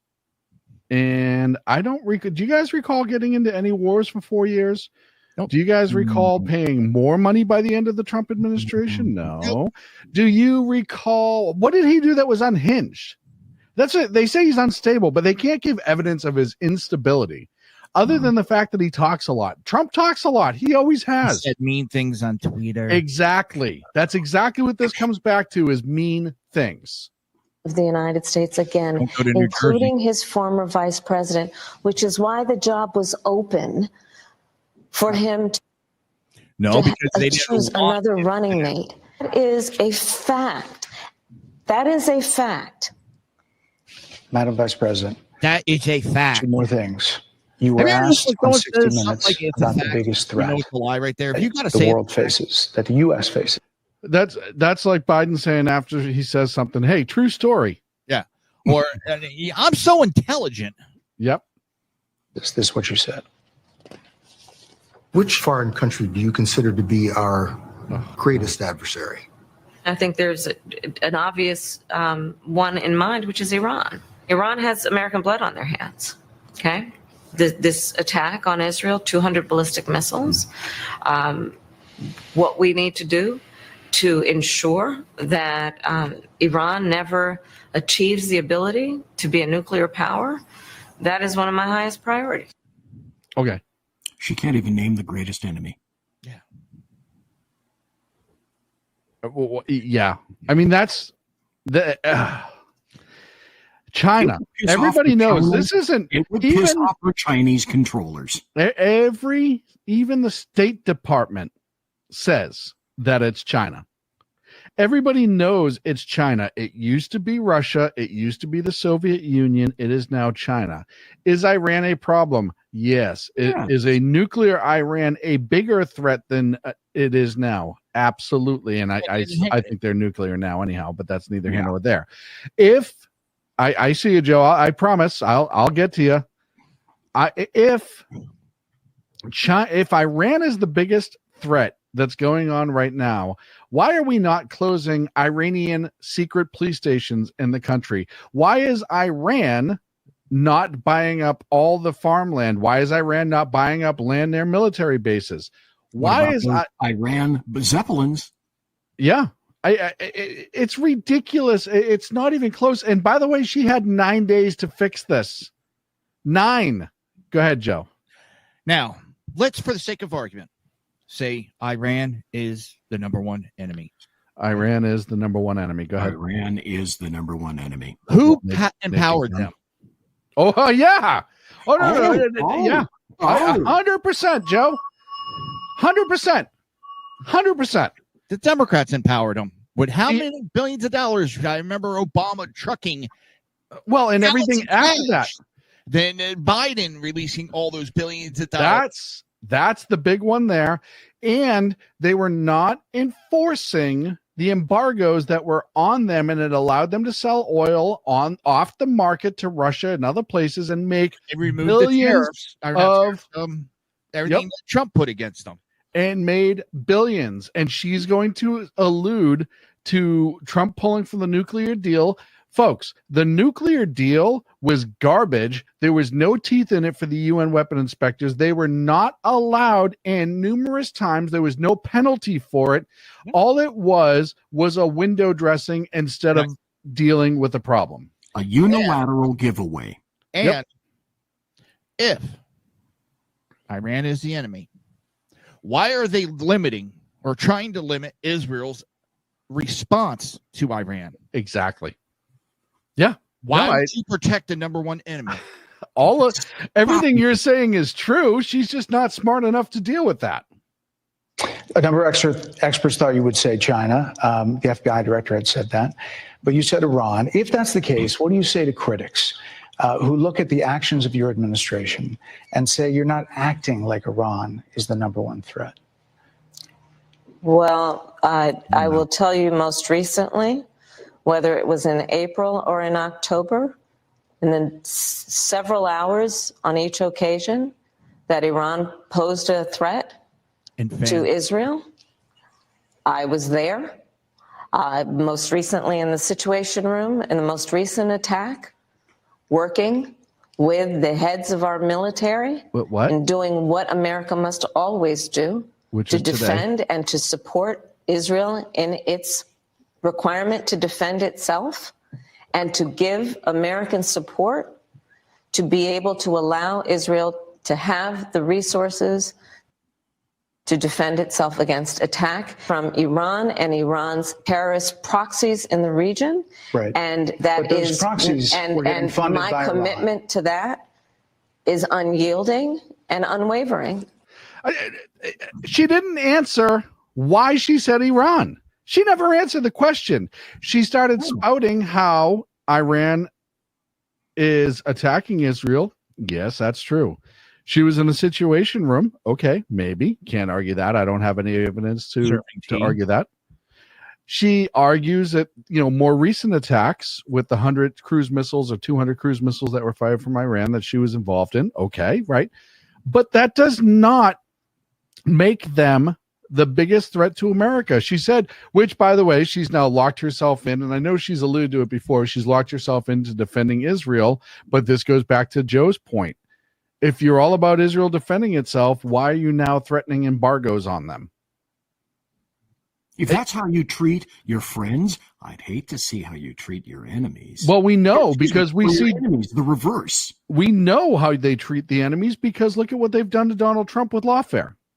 Critics just say that you either relaxed or failed to enforce sanctions on Iran, allowing all of this money to flow into Iran, like billions. Let's go back to Donald Trump, who pulled out of a deal that would have actually put Iran in check. The estimates and then in billions. It was during Donald Trump's that administration that Iran. It is Ryan Seacrest here. There was a recent social media trend which consisted of flying on a plane with no music, no movies, no entertainment. But a better trend would be going to ChumbaCasino.com. It's like having a mini social casino in your pocket. Chumba Casino has over 100 online casino-style games, all absolutely free. It's the most fun you can have online and on a plane. So grab your free welcome bonus now at ChumbaCasino.com. Sponsored by Chumba Casino. No purchase necessary. VGW Group. Void where prohibited by law. 18 plus terms and conditions apply. Regime. That we had an American military base that was attacked, where American soldiers suffered traumatic brain injuries, and Donald Trump dismissed them as headaches. This is not the point. Bull. I'm not. And it's funny. Shit. And one thing that people forget, when Donald, the whole headaches thing came from the day after he was asked about it, and he was asked about the severity. And at the time, that was the information that they had. They hadn't been flown to Germany yet. They hadn't gotten MRIs yet. So that's BS, because that was an in the moment question, and he went with what he was told. Oh God. Not to mention how Donald Trump has all of this money has treated and talked about America's military and military service people, calling them not the question. Suckers and losers. And the suckers and loser things have been blown out of the water. We've talked about it 100 times. She absolutely 100% sidestepped the question. I think there's only ever been one true statement out of this whole campaign. One truth. Everything has been a lie, has been fabricated. The only true statement that has ever come out of that woman's mouth for this campaign or her campaign headquarters is there was nothing in her head. Yeah. And I stand by what I've said before. Yes. No, that's what she said. Oh. I stand by what I've said before. Oh, yeah. Well, yeah. I mean, she's just... The simple fact of the matter is she was asked why she said Iran, and now right now she's just vomiting all of her pre-memorized answers all over the floor in that interview room because she hasn't had a chance to get any of this out yet. Hamas has diminished shit, this isn't going my way. Right. We're talking over each other. I apologize. I would like that we would have a conversation that is grounded in full assessment of the facts, which includes, I think this interview is supposed to be about the choices that your viewers should be presented about this election, and the contrast is important. Yes, ma'am. And on the subject of Iran, I am offering what should be an important contrast that is presented for folks to make a decision that they feel. Who look at what the administration. But she said, like, I should be allowed to talk. How much have you heard Bret Baier's voice in all this? To his credit, he's cut her off a few times. He's pushed back a few times, but he's let her talk. And this is why it's a disaster, is because she was allowed to talk. The only thing he didn't do was save her. She said Iran. She didn't like that answer, especially when pressed by Bret Baier. Then, because she cannot think on her feet, she comes up with everything except a qualified and a quality response to, well, why did I choose Iran? Why did I choose Iran? It should be China or Russia. I chose Iran, and I can't justify it. Yeah. No, 100% factual, Joe. Well, she's sitting there saying, this interview is supposed to be, the interview is supposed to be about pretty much like a 75-25, I would say. 75% of you telling me why I should vote for you, what you're going to do, and maybe 25% of attacking your opponent. Yeah. But the majority of it should be, what are you going to do? And he's given her every opportunity, and all she's done is thrown it back to Trump. And then she's mad because he's absolutely absolutely just angry that he's not letting her flub. She's never been pressed like this before. She's never given an answer and then had anybody else attempt to hold her to task for the answer and allow her a rejoinder from her, which she doesn't have. Yeah, none whatsoever. None. Let's continue because we only have a few minutes left with this. And think differently. Madam Vice President, they're wrapping me very hard here. I hope you got to say what you wanted to say about Donald Trump. There are a lot of things. There's more to say. I have there much more to are say, a lot of things that people want to learn about you and your policies, and that's why I invite everyone to go to KamalaHarris.com, and you will see that I have 80 pages of policies that are quite comprehensive and should be accessible to anyone who would like to read them. And it includes what I intend to do about affordable housing, what I intend to do about small businesses, what I do. And that's why we invited you here our economy, to see where you were in 2019 and where you are now. America's military and ensure we have the most lethal and best fighting force in the world. Madam Vice President, and they're giving me a hard rap. Well, here. I thank you for the time. I thank you for the time. It's good to meet you. Thank you very much. Okay. Have you guys heard about what was going on? I was gonna bring that up, and I'm gonna look for it. Hold on, let me remove this from the stream. I have somebody who said that the video skipped at one point, and they have the big gaffe that she missed, and they're gonna link that in chat, and I want to see that. But I want to pull that up because I know what you're talking about, Joe. Hello, it is Ryan, and I was on a flight the other day playing one of my favorite social spin slot games on ChumbaCasino.com. I looked over at the person sitting next to me, and you know what they were doing? They were also playing Chumba Casino. Everybody's loving having fun with it. Chumba Casino is home to hundreds of casino-style games that you can play for free anytime, anywhere. So sign up now at ChumbaCasino.com to claim your free welcome bonus. That's ChumbaCasino.com and live the Chumba life. Sponsored by Chumba Casino. No purchase necessary. VGW Group. Void where prohibited by law. 18+. Terms and conditions apply. And I want to find it. It's his. Hey, Joe, say it again. I missed what you said. Here it is. Watch this. This was after the interview played. This was Bret Baier explaining the whole rap aspect of it. Dana, you've been on the other side. You've been on the rapper as a press secretary interviewing a president. And, I'm talking like 4 people waving their hands like it's got to stop. So, Martha, I had to dismount there at the end. There's so many things. And maybe she should do. They were scrambling to get her off the air. This wasn't we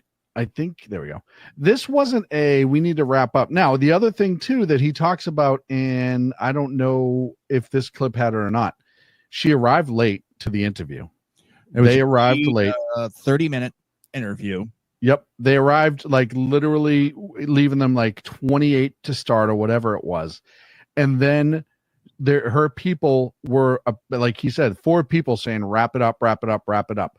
That is not because she got her message across. That was because the towel needed to be thrown in.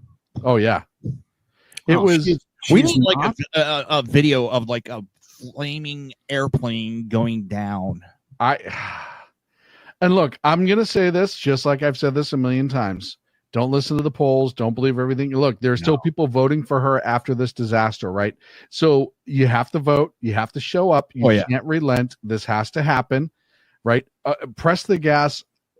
As I've been saying on social media, if she loses, it'll make BZ's got to say the same. BZ's got to say the same. Well, I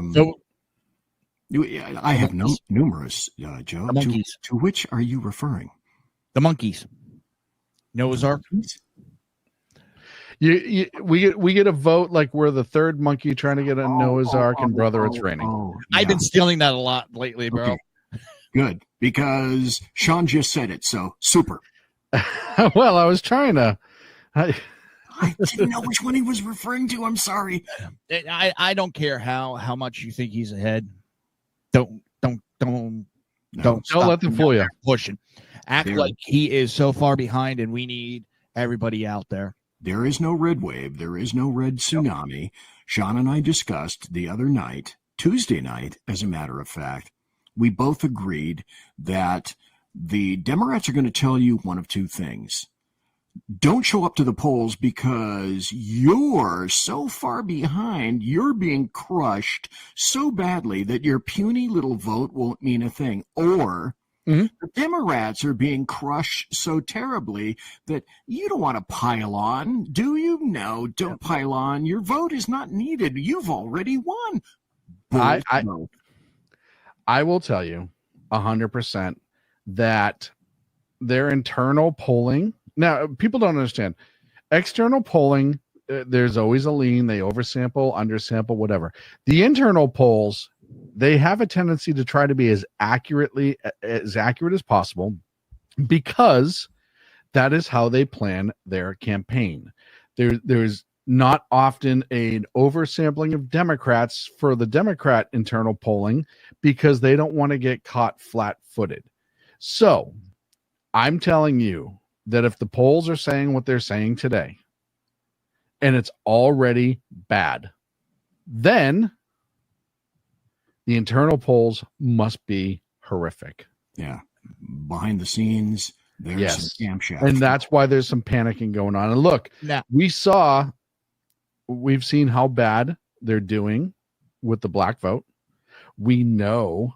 And that Obama thing did not help. Not nope. cut you off, but that it only pissed him off more. And I'll tell you right now, not only did the Obama thing not help, her throwing these pandering comments out, or policies rather, out, trying to specifically aimed for blacks. That's going to sell, right? Because who doesn't need more doped up blacks or white or Asians?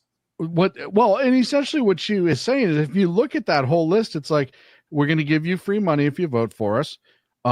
We somehow will teach you how to bank with Bitcoin. And I don't know what that whole thing was about. But at the end, it's like, oh, and we're going to make sure you guys can all go in the business of legally selling weed.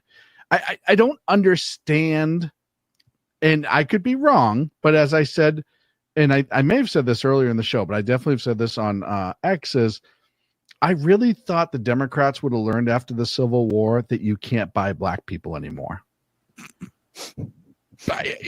Because now that's all they're trying to do. And I'll tell you what, if you look at the response on social media everywhere, black males specifically in this country are pissed at that proposal.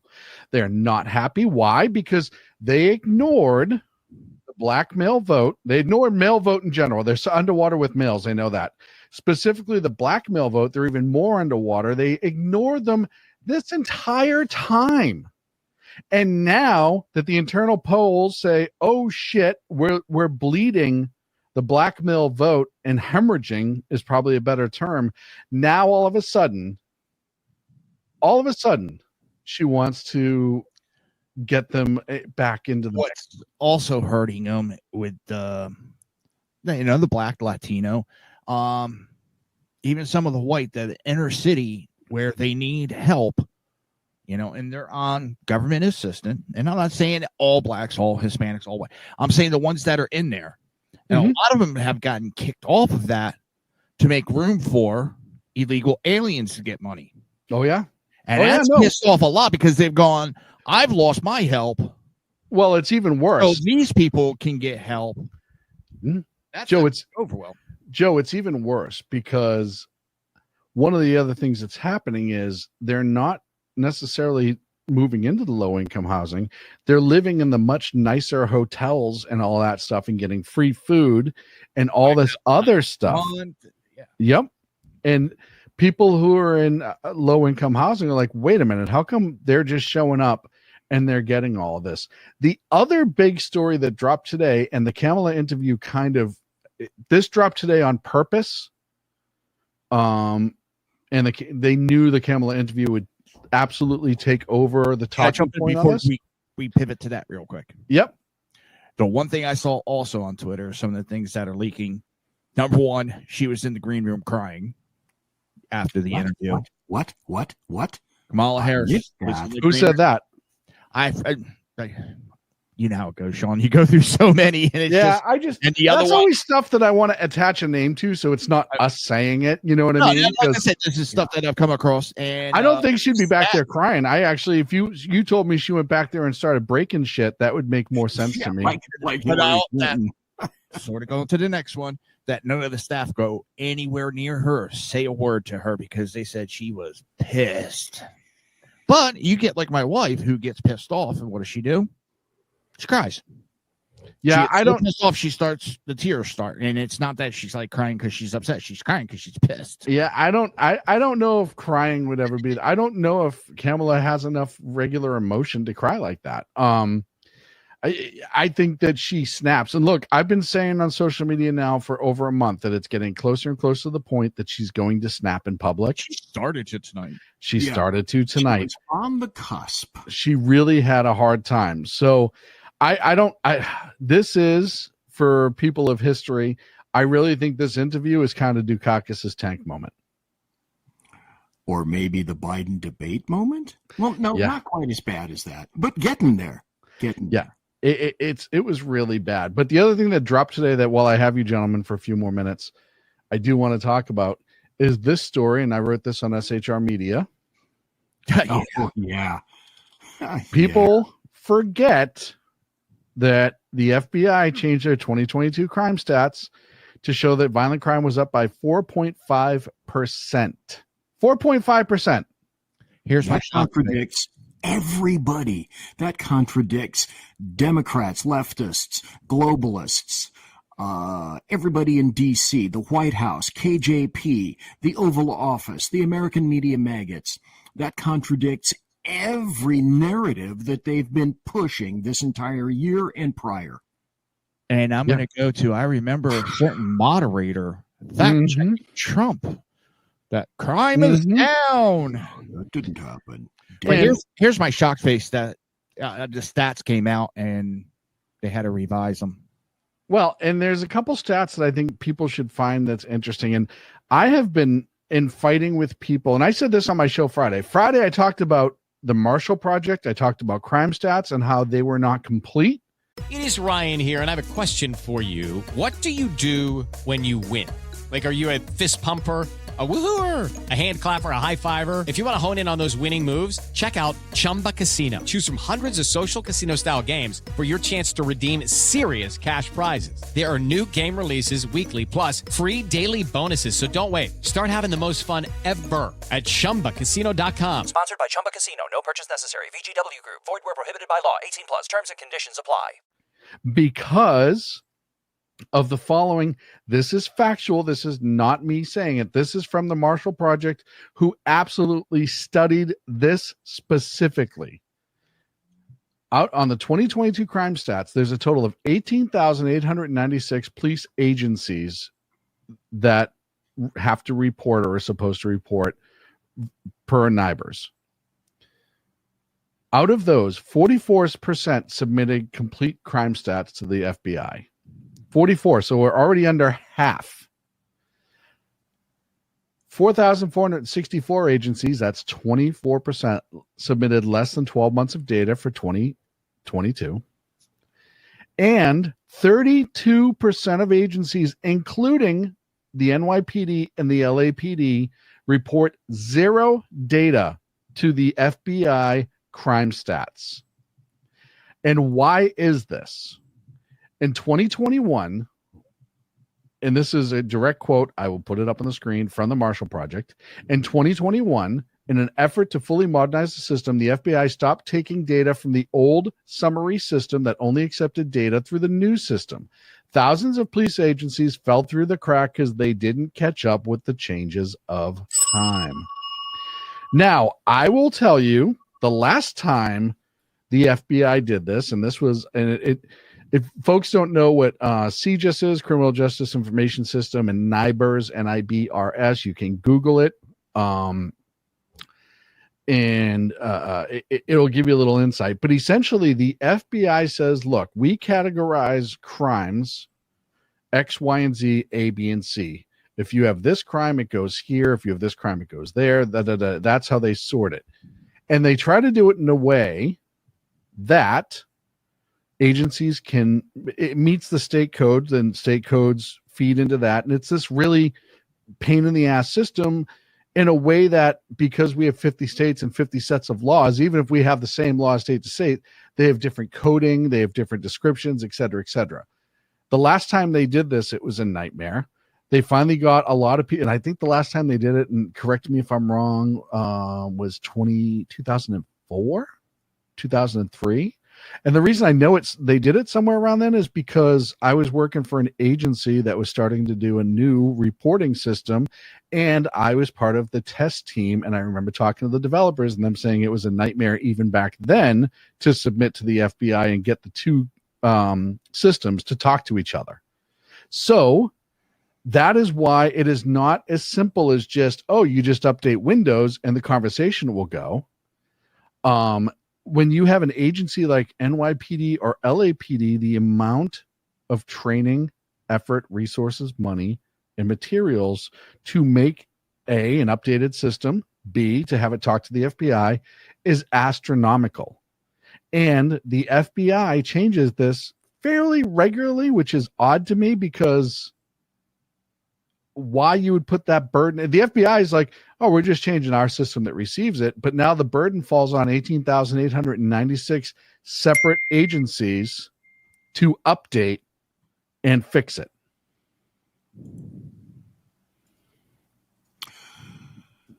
Are you going to do a summary of the interview, or solicit a summary? I'm just curious.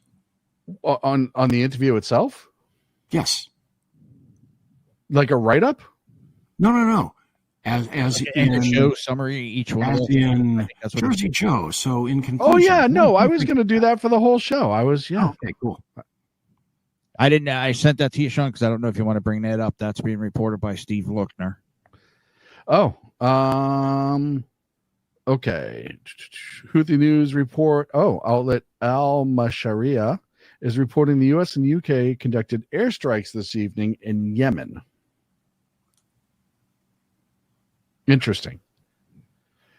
He's pretty good at getting. No, he follows that really, really well. I'm going to give you. I've been given a task by chat, and I'm trying to find it. I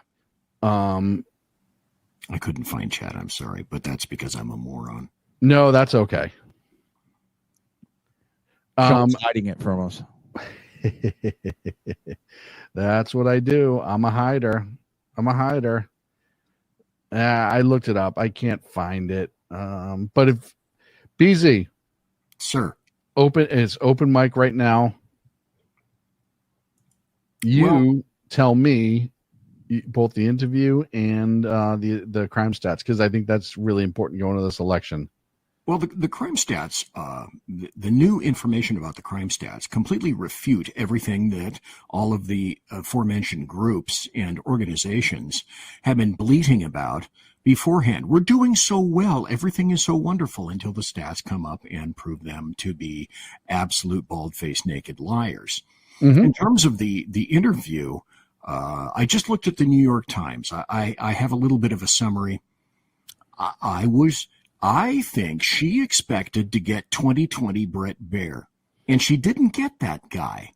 Baier actually asked questions. He actually kind of sort of pressed her. I was shocked. I wasn't. She didn't want to talk about her. She didn't want to talk about Biden. She didn't want to talk about Biden accomplishments, air quotes. She just wanted to talk about Trump. She had anger. She got pissed off. She got angered because of Trump, for Trump. She didn't have any anger for the border. She didn't have any anger for human beings trafficked by her administration. She had no anger for FEMA. She had no anger for the economy. She had no anger for Americans killed by a porous border, because she tanked that all with Biden, concomitant with Biden. She is, as she customarily is. Now, I used to quantify Hillary Clinton as lovable and likable as an Eastern diamondback rattlesnake. And then I said, when I finally got to know who Kamala Harris was, she is as warm and as likable as a Western diamondback rattlesnake. She can't take real initial questions, much less the slightest questioning or of an answer, or pushback in the slightest, or heat of any kind, because she is totally unfamiliar with those concepts. Yes. So, but I think here's one of the most important points. Then I want to go into this quick review from the New York Times, because it is so quintessential. Go ahead. So, as a Democrat presidential candidate, you don't go on Bret Baier if you're winning. You don't even respond to his inquiries. So that tells me a great deal right there. Now, here's from the Washington Post, the Washington Post, which says that she was treated by Bret Baier, who was doing nothing but pushing Republican talking points. Here are quotes from the New York Times. An aggressive Bret Baier pushed right-wing arguments. From the outset, Bret Baier seemed determined to knock Ms. Harris off her talking points, often by echoing those of Mr. Trump. It took him less than 20 seconds to interrupt her for the first time. Ms. Harris... She didn't answer the question. This is actually a wonderful sentence. Ms. Harris, who is known to be an effective practitioner of the filibuster, had hardly even begun to answer his opening question. That pattern continued for much of the interview. Dun, dun, dun! That's my summary. Well, and that also tells you how soft they all are if they're going to say that was a combative interview. It was not a combative interview. It wasn't. There was nothing combative about that interview. Jersey Joe, you got the floor, my friend. Well, that's the talking point that's going across Twitter, too, with all the DNC trolls and DNC talking heads. It was antagonistic. She was blindsided. She was... attacked. I love the blindsided. You didn't know you were going on this interview? You didn't know you were going to get these questions that were softball questions? This sums up her campaign pretty much from start to finish. The media has carried her from day one of the announcement that she was going to be the candidate. Because it's funny, before they didn't like her, she becomes the candidate. They love her. It's a joke and a half almost. It makes me really scared to where this country's going. Mm-hmm. What am I leaving my daughter? Hey, it's Ryan Seacrest. Life comes at you fast, which is why it's important to find some time to relax. A little you time. Enter Chumba Casino. With no download required, you can jump on anytime, anywhere for the chance to redeem some serious prizes. So treat yourself with Chumba Casino and play over 100 online casino-style games, all for free. Go to ChumbaCasino.com to collect your free welcome bonus. Sponsored by Chumba Casino. No purchase necessary. VGW Group. Void where prohibited by law. 18 plus. Terms and conditions apply. And it's not good. And I know, no way am I saying that Republicans are 100 the answer. I will never say that, because I do believe I don't want a one-party system. I don't want that. But Democrats, well, man, we were warned against one and two party systems, specifically two parties. But and to go on to the FBI stat, I mean, how many times in this administration have we seen stats put out that show everything in a good light, and then like a month or two, couple months down the road, very quietly it's released that they were wrong and it's not going good? The economy, jobs, crime, all that, we've seen it.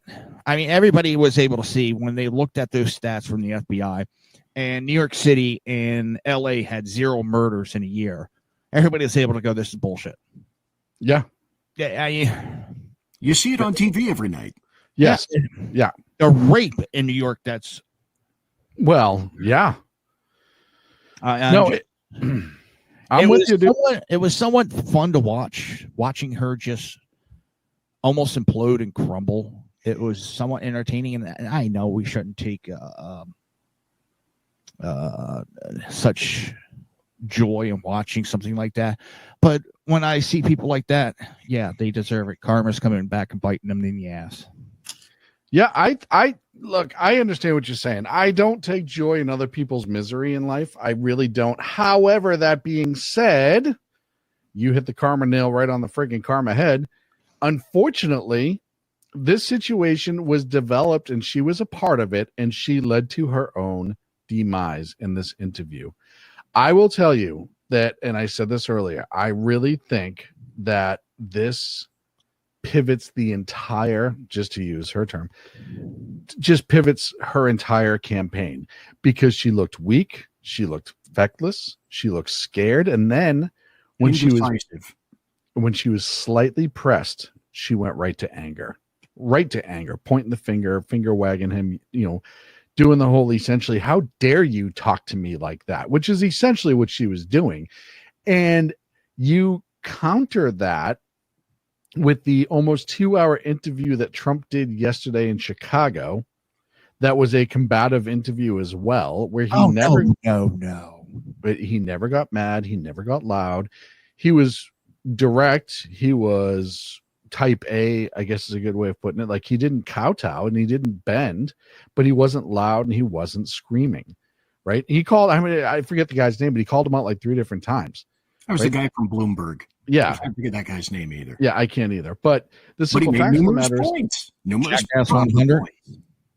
But the reality is you have a comparison now of what happens when somebody, and look, Trump has been in combative interviews 100 times. Almost every interview he does is combative, even some on Fox, right? So you can't turn around and say he's never done this. He's done 2 debates to her, 1, right? And both of the debates were in unfriendly locations. They weren't on Fox. They weren't on Right Side. They weren't on Newsmax. They were in places that were not Trump friendly. He, as we know, got lit up by the debate moderators in the last debate with Harris, with the muting and the overcorrecting and the correcting in time, but letting her just drone on and on and on and on. And people who watch that, the vast majority of people don't think that she won that debate per se. They think that he was forced to lose it, if that makes sense, by the moderator's actions. You made an articulate point up front, Sackhead Shaun, that I'd like to revisit. And that is, you said she had roughly a week to prepare for this. Mm-hmm. So I'd like to make a contrast so that everybody can see this particular instance. In the debate, look at all of her extemporaneous, allegedly off-the-cuff statements and interviews and whatnot. The other thing that I really liked, and I'll get to my point in a moment, this just popped into my Mark 1 Model 1 brainulus.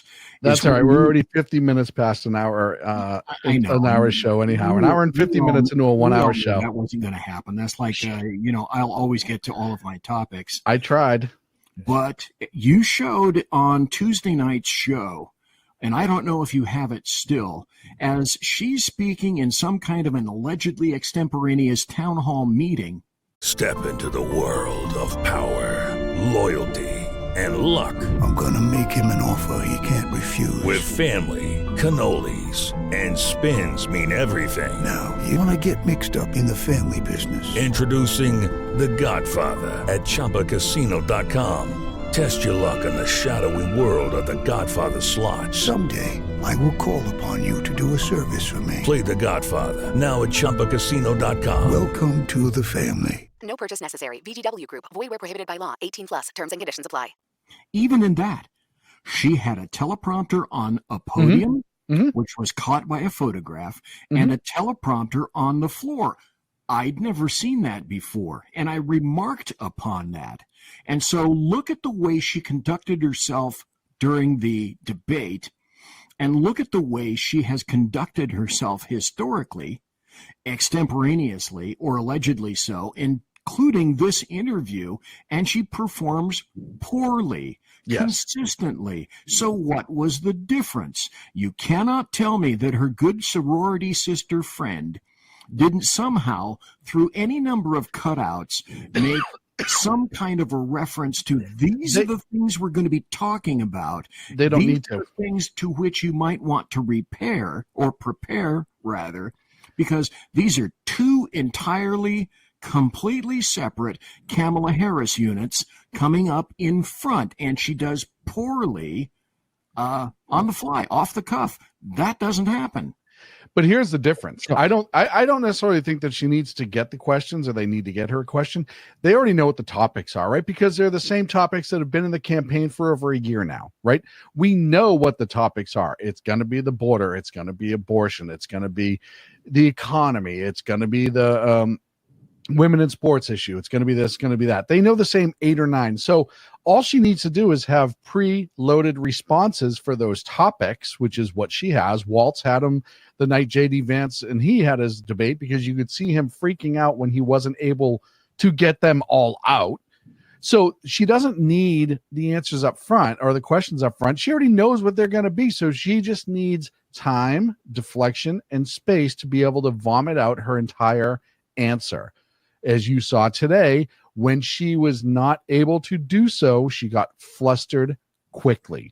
She's done a whole bunch of media blitzes for the last week and a half, 2 weeks, but they've all been in safe spaces. The View, the Sex Podcast, Roland Martin. None of these people pushed her. He pushed her. He actually pushed her. He exposed them. Hold on. He didn't push her in a bad way. He wasn't rude, he wasn't mean. All he really did was what most interviewers should do is, that's great, but I need you to answer this question.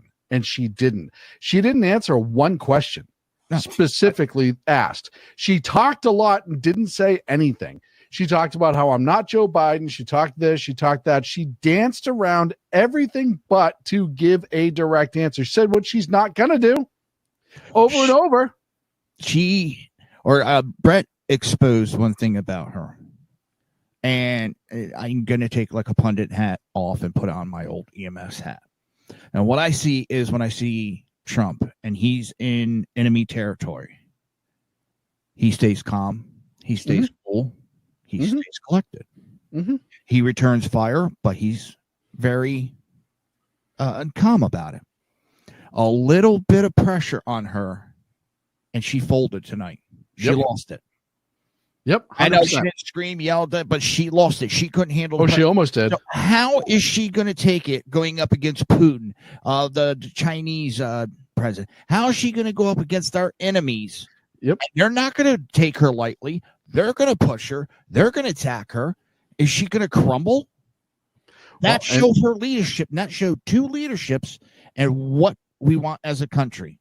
Yeah, no, and Dub agrees with you in chat room. I mean, he said that about Putin already, and you mentioned Xi as well. No, I don't think, and more importantly, this is how she reacts under pressure. She was under pressure and she reacted poorly. We all saw that. It's not a shock. Here's what's more to think about beyond how is she going to speak with these people who are going to try to intimidate her.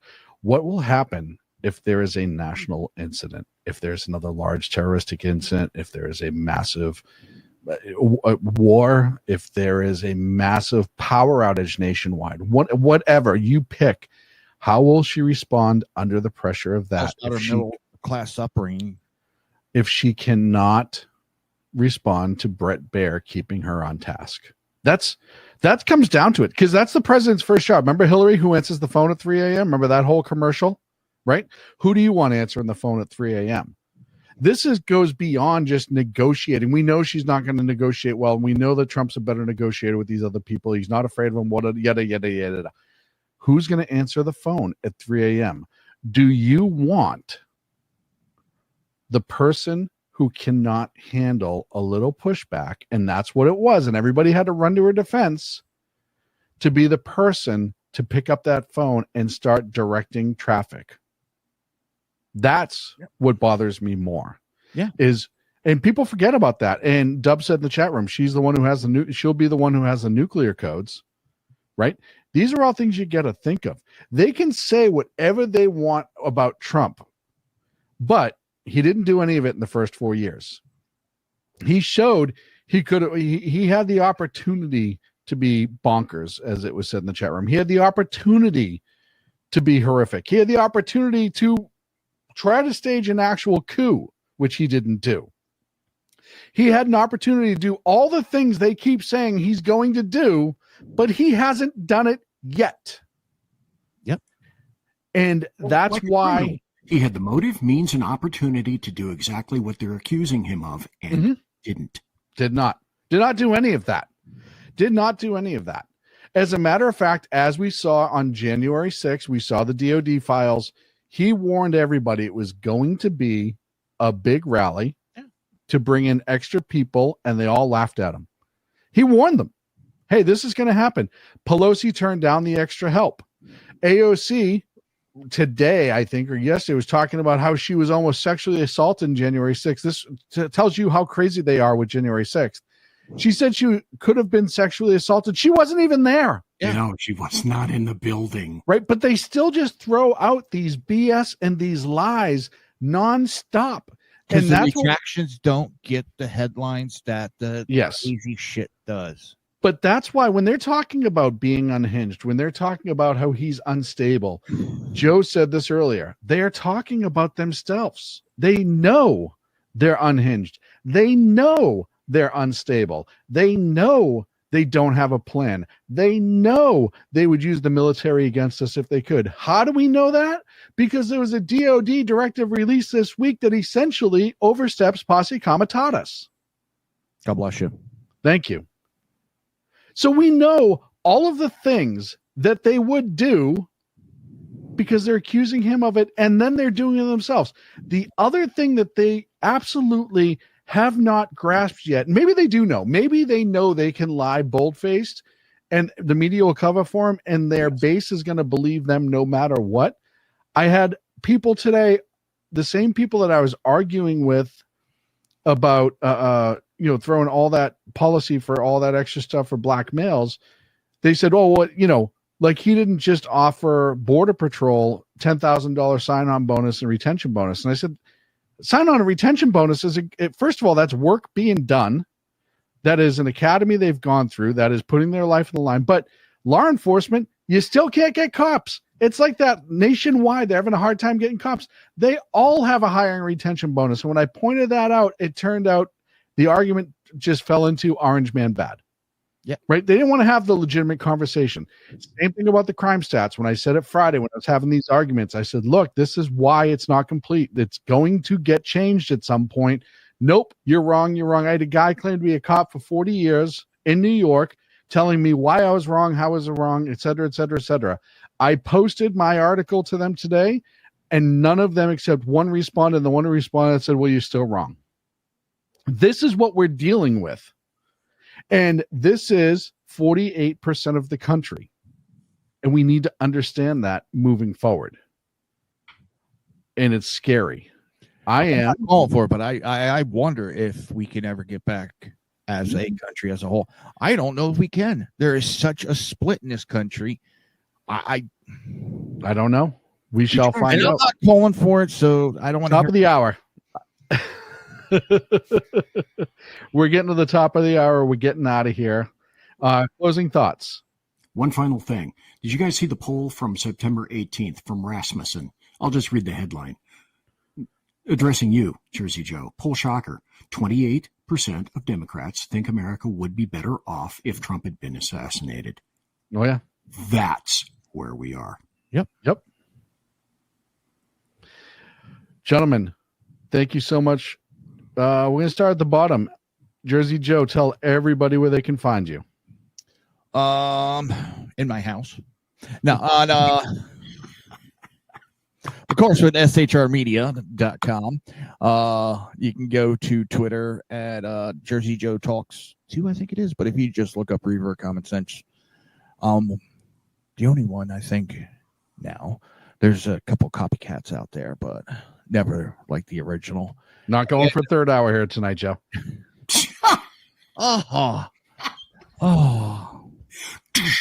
Supposed to be an. Well, number one, thanks for inviting me. Number two, my show tomorrow, Thursday night, is going to have Ralph J. Chittims Sr. and Lonnie Poindexter on, both who happen to be Black Americans, because naming someone's race is really important to leftists. But we're going to discuss why it is that, for example, American Black males are leaving and some Black females, and I have video to prove these points, are leaving the Democrats. Why? Why are they doing that? On BZ's Berserk Bobcat Saloon radio show, live and direct on the SHR Media Network, SHRmedia.com, at BZ's Saloon on Twitter, and also on Rumble.com, Berserk Bobcat Saloon. It is at 8 p.m. Pacific, 10 p.m. Central, 11 p.m. Eastern, where the drinks are free, but the speech is free too.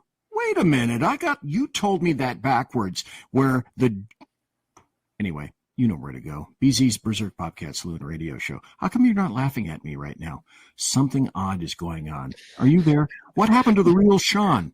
No, what happened to Shaun? I was sitting there trying to process the fact that you screwed up your own intro that you've been saying now for 12 years or something like that? 17,523 years. How come you weren't laughing? That's unlike you. Put Shaun back on the camera. I want the real Shaun right now.